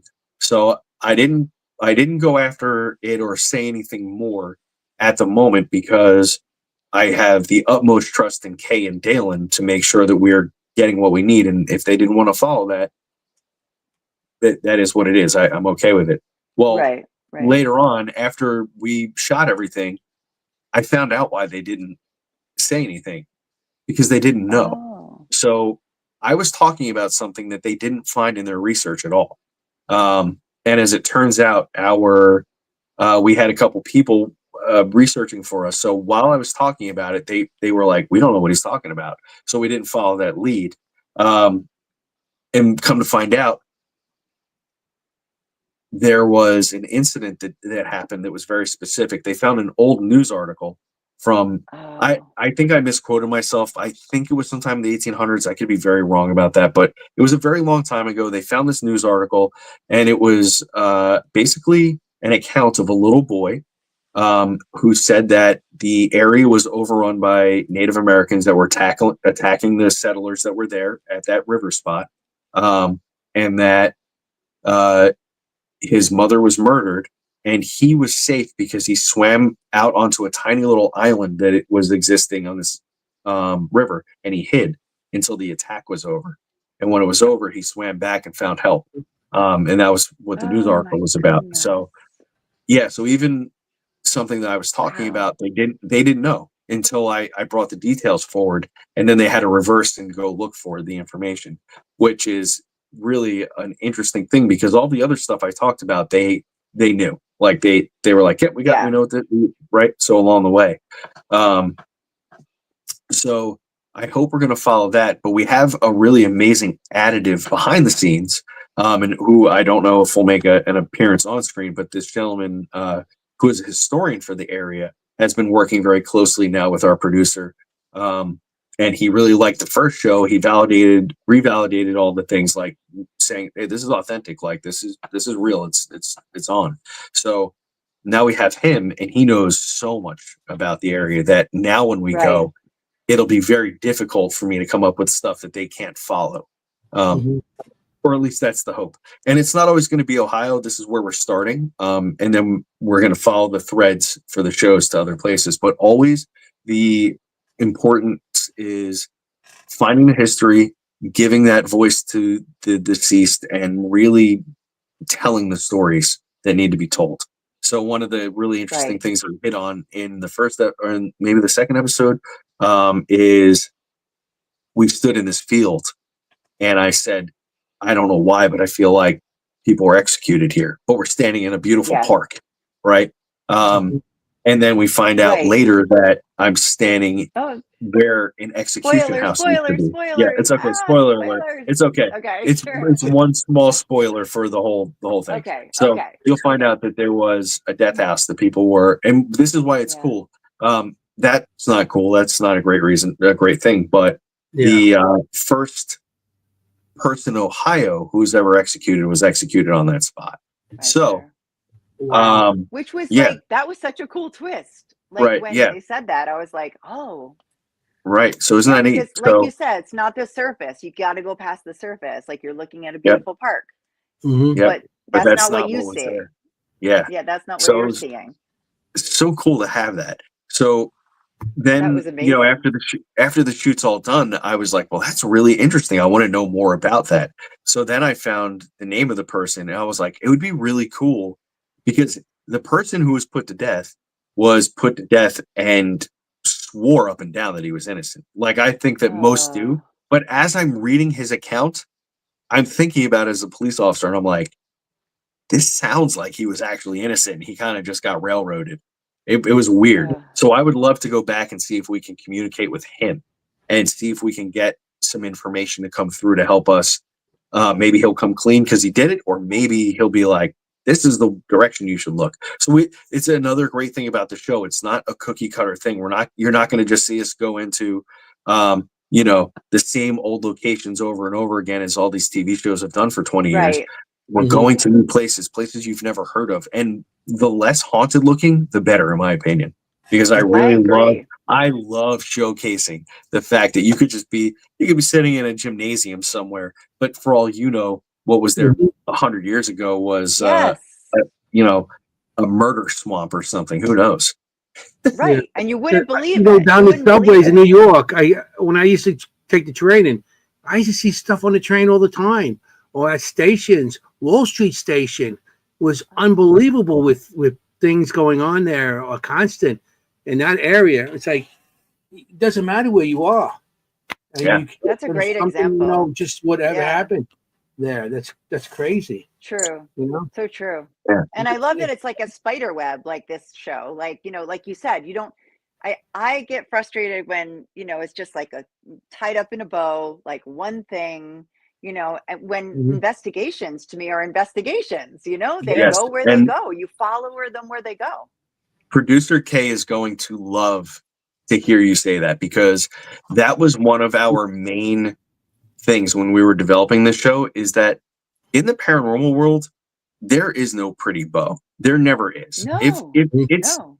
I don't want to say never. Never is too absolute, but seldom is there a final answer for the things that we are looking for.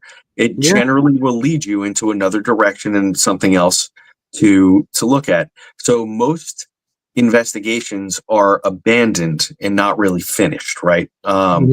So that's why what we're doing is special, because for all I know, we could shoot six more episodes of this, and it could lead us out to the middle of Montana, but then in Montana it shoots us back to Ohio. I have no idea. I don't know where it's going to go. So that's kind of how Phantom Forensics is going to roll. Yeah, and it's just going to be part of your show. Right. And we can bring in people who are specialists as we go. And it's not always big name celebrity folks that we know. It's going to be people like you and Anthony and Ron and Lourdes, and people that have been grinding away, that deserve some time in front of a camera and telling their part of the story and being important for what we're doing.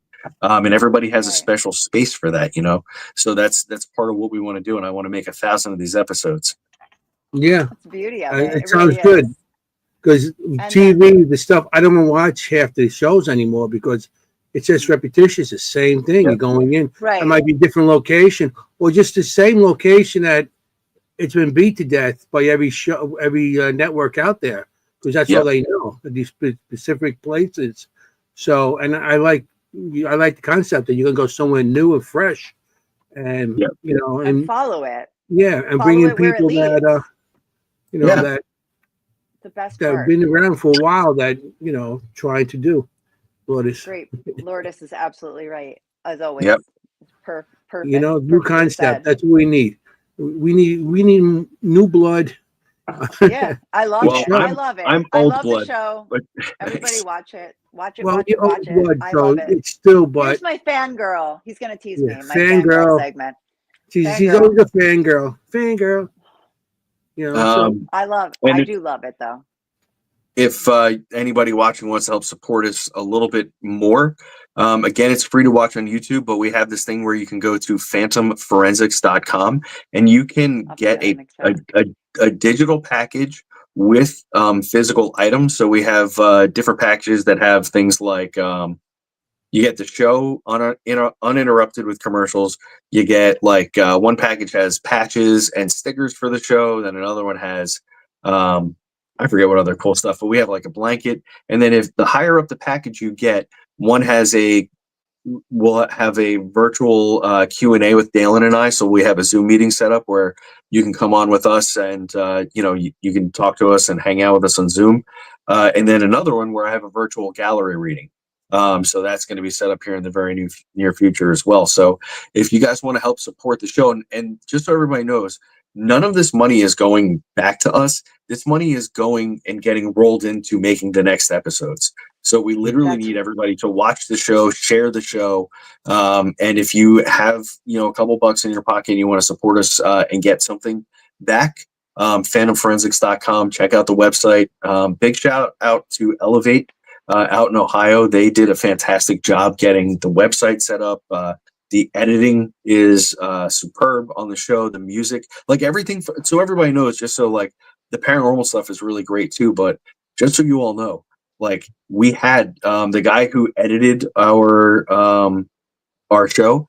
He also helped edit one of the big movies that sticks out for me is Insidious. So he's a professional editor. So the reason the editing looks so good is one, because Miss Kay, who's a fantastic producer, and this gentleman Eli, who helped edit everything. And he's worked on some really big projects in the past. So then we had our own music made for the show. So that's why it has its own vibe. It's not stock music. We came up with that. Thank you. Good. That was Kay. She loved the music, and she had great direction on that. And just the whole vibe of the show. Something people really liked was I really like reading is when we run the spirit box, all the random letters and numbers that are generated at the bottom, and then the word shows up when we hear it. So I thought that, it's just cool stuff like that you'll continue to see us use and evolve, and it's going to get better and better. But we need support for that to happen. So for anybody out there, please go. And then go to it. I've teased this before. We have other people that Dalen knows that have been on TV together, and I know they're very interested in doing some more projects. Dalen has something fleshed out already. So if we can get Fan Forensics moving, we can get this other project moving.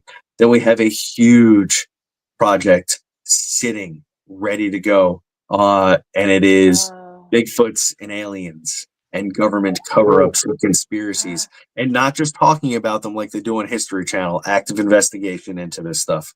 We have it developed with two really great guys signed on.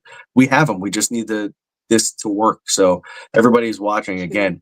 This is literally the paranormal network and beyond for everybody who's been missing that. We're doing it, and we're not having the big wigs tell us what we can and can't do. We're making paranormal TV for us, for the people who want to see it and want to watch it. So that's funny, because when Dalen, I interviewed him, and that's what he says, where to go, because we were talking about how the shows and stuff and how to produce. He goes, where to go is go on YouTube, because you have nobody telling you what to do.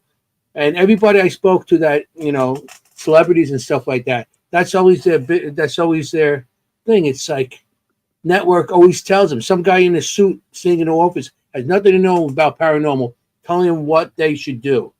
Right. So one of the things when Kay and I have developed quite a few ideas for shows over the years, stuff that has made it to the top echelon of paranormal and television networks for approval. and basically like they were yeses until the very last person. Like one executive was like, we could say yes to this if Scott could guarantee that he finds a body at the end of every episode. And we Oh, were you're like, kidding wait a me. minute, you guys want me to agree that I will be able to find you a dead body at the end of every episode? That's ridiculous. I was like, the chances of that happening are 1 in a billion. And for whatever reason, but no, we can't agree to that, so we couldn't make that show. And it was sad because it was the whole concept of the show was great, and you didn't need a dead body at the end for it to be great. No. You That's do the not what we're episode doing here. in the graveyard. Go to a grave. Say, there's a dead body. Yeah. So Oh now, my gosh. at the end of That's ridiculous. Yeah. So now we're not going to have anybody saying that to us. Now it's going to be me. I'm one of the 3 people you're going to bring your show to me, and I'm going to say, I love this. We're always going to tell you the truth. Nothing's made up.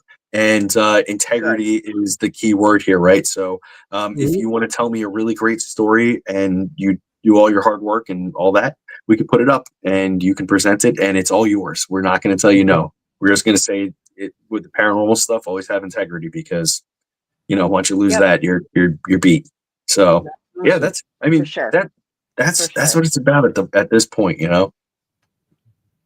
I love it. And I love that it rolls that's just the way I think of it when you explain it. Like one thing rolls into the next, good. The good rolls into more good.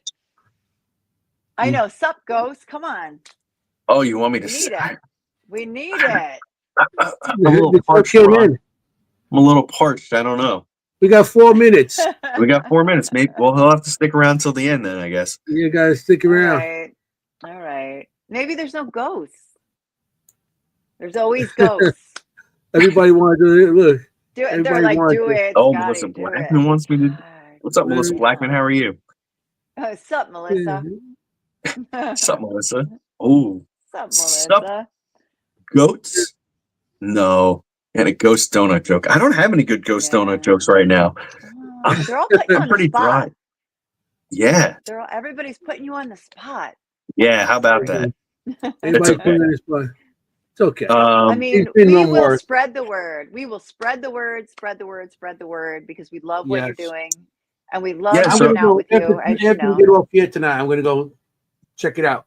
And again, for all of everybody watching, and everybody watching now and in the future, it doesn't have to be paranormal. If you have like a cool show that you do about skateboarding or painting or whatever, we're just looking for quality content from people who are passionate about what they're doing, that are not getting their time in the spotlight because they have no idea how to tackle the YouTube algorithm. We did that already, and we're looking for content to put up so that we can expand our brand and bring amazing creators to the front and get them paid immediately. So that's the other good part, right? So I know a lot of people struggle with YouTube, and it's very difficult to get a foot in the door, and it takes everything sometimes. We don't have the time to do it. So if you've put all the hard work into the storytelling and the video stuff, we can get you up or monetized. So go over to phantomforensics.com, find the contact form and send something, and just put a little thing on the top that says show idea or something, so that our team knows what we're looking at, and we'll start looking at them. And we've already started compiling a lot of stuff. So very excited. You have show ideas too. You could apply that, and you guys will make it happen, or that. So there's a second part of it. So the first part is, if you guys already have content made that's not getting viewed, we can help you. The second part, which has got to come a little bit in the future, is we will start producing your TV shows. So after we have, because again, there's more that's happening that I can't talk about, but it's all, unfortunately, when it comes to any of this stuff, it comes down to funding, right? And funding on television shows is expensive. For what we spent for the 3 chapters that we made for Phantom Forensics, we could have bought a new car. That's how much it costs to get that going. Yeah. So it's not inexpensive to make those sorts of things, right? So we will as we go. If we find like gems, like if maybe somebody will send us something that's a really good show and it does well, we might take those people and say like, what other ideas do you want to make that we can make much more professional looking instead of like a vlog or like doing things at home or whatever. So yeah, that's definitely, again, network. That's what we're thinking. Bigger, broader Right. spectrum. And again, it's not just, we're starting at the paranormal because that's the world that I exist in the entertainment business with you guys. Yeah. But then it will expand because we want to do mind and consciousness. We want to do, again, like I love cars. So I want to do a channel, a broadcast channel for vehicles and cars and stuff that's completely detached from any paranormal stuff, and it'll be whatever we want it to be. So it's going to be really good. That's great. I love it. Thank you. It's good So stuff. for my buddy Ron, sup, Ghosts? There you go, buddy. I love it. We got the 2-hour mark here. So there we go. Oh my gosh, that went fast. Went so fast. Yes. Whoa. It did go fast. Scotty, you were amazing guest. We really enjoyed having you on tonight. Well, thank you for having me. It's a pleasure. It's so good to spend time with you. I haven't seen you lately, so it's been good to spend time. But I'm sure I'll see you soon. Yes, I will be. Shanley. Yep, I'll be at the I'm not a guest, but thanks to the Shanley actually, and one of my very nice friends, Jay Quellen. I will be at the Paracon in Farmingdale, New Jersey. Oh, yeah. Hanging out. Dave Schrader is going to be there. It's a cryptids and UFO and paranormal. I'm going to be there too. I'll see you then. He'll be there. So Saturday. Okay. So this Saturday, thanks to the Shanley Hotel and my friend Jake Quellen, I got a set of tickets. So I'll be there with my buddy Brian. Yep, my buddy Brian McCauley, who's a longtime paranormal investigator as well. So we're going to be hanging out and rubbing elbows with some of you guys. It's going to be great. I love it. Yep. Anthony will be there. I'll be there. This Saturday. Yeah, this Saturday. Ron and Lloyd will be there too. They're speaking. And Ron and Lloyd are speaking. Mm-hmm. All right, good. You guys can introduce me to the person who runs the joint. Yeah. I mean, it's my first time there, so I'm setting up my stuff for my pictures. So awesome! Can't wait to see it. It's gonna be one of my. I got displays and everything now. It's like, oh wow! I'm trying to move up with that. I'm like his assistant now. I set up his stuff and I show people. I'm like Vanna White. I'm like, look, spirit art. That's so awesome. I love it. I'm still getting things in, and we were past the 2-hour mark. I know. So we definitely have to end the show. Sorry, we're 2 hours. Thank you. Thank you for your show. Thank you for coming. Thank you for this great new show that I really enjoyed so far. And thank you so much for the time. Now it's like I gotta have episode 4 though. That's I'm gonna watch it tonight when I get off. Okay. Yep. Again, thank you for being on. Leave it on that cliffhanger there. Like, we have to do this. Okay, ready.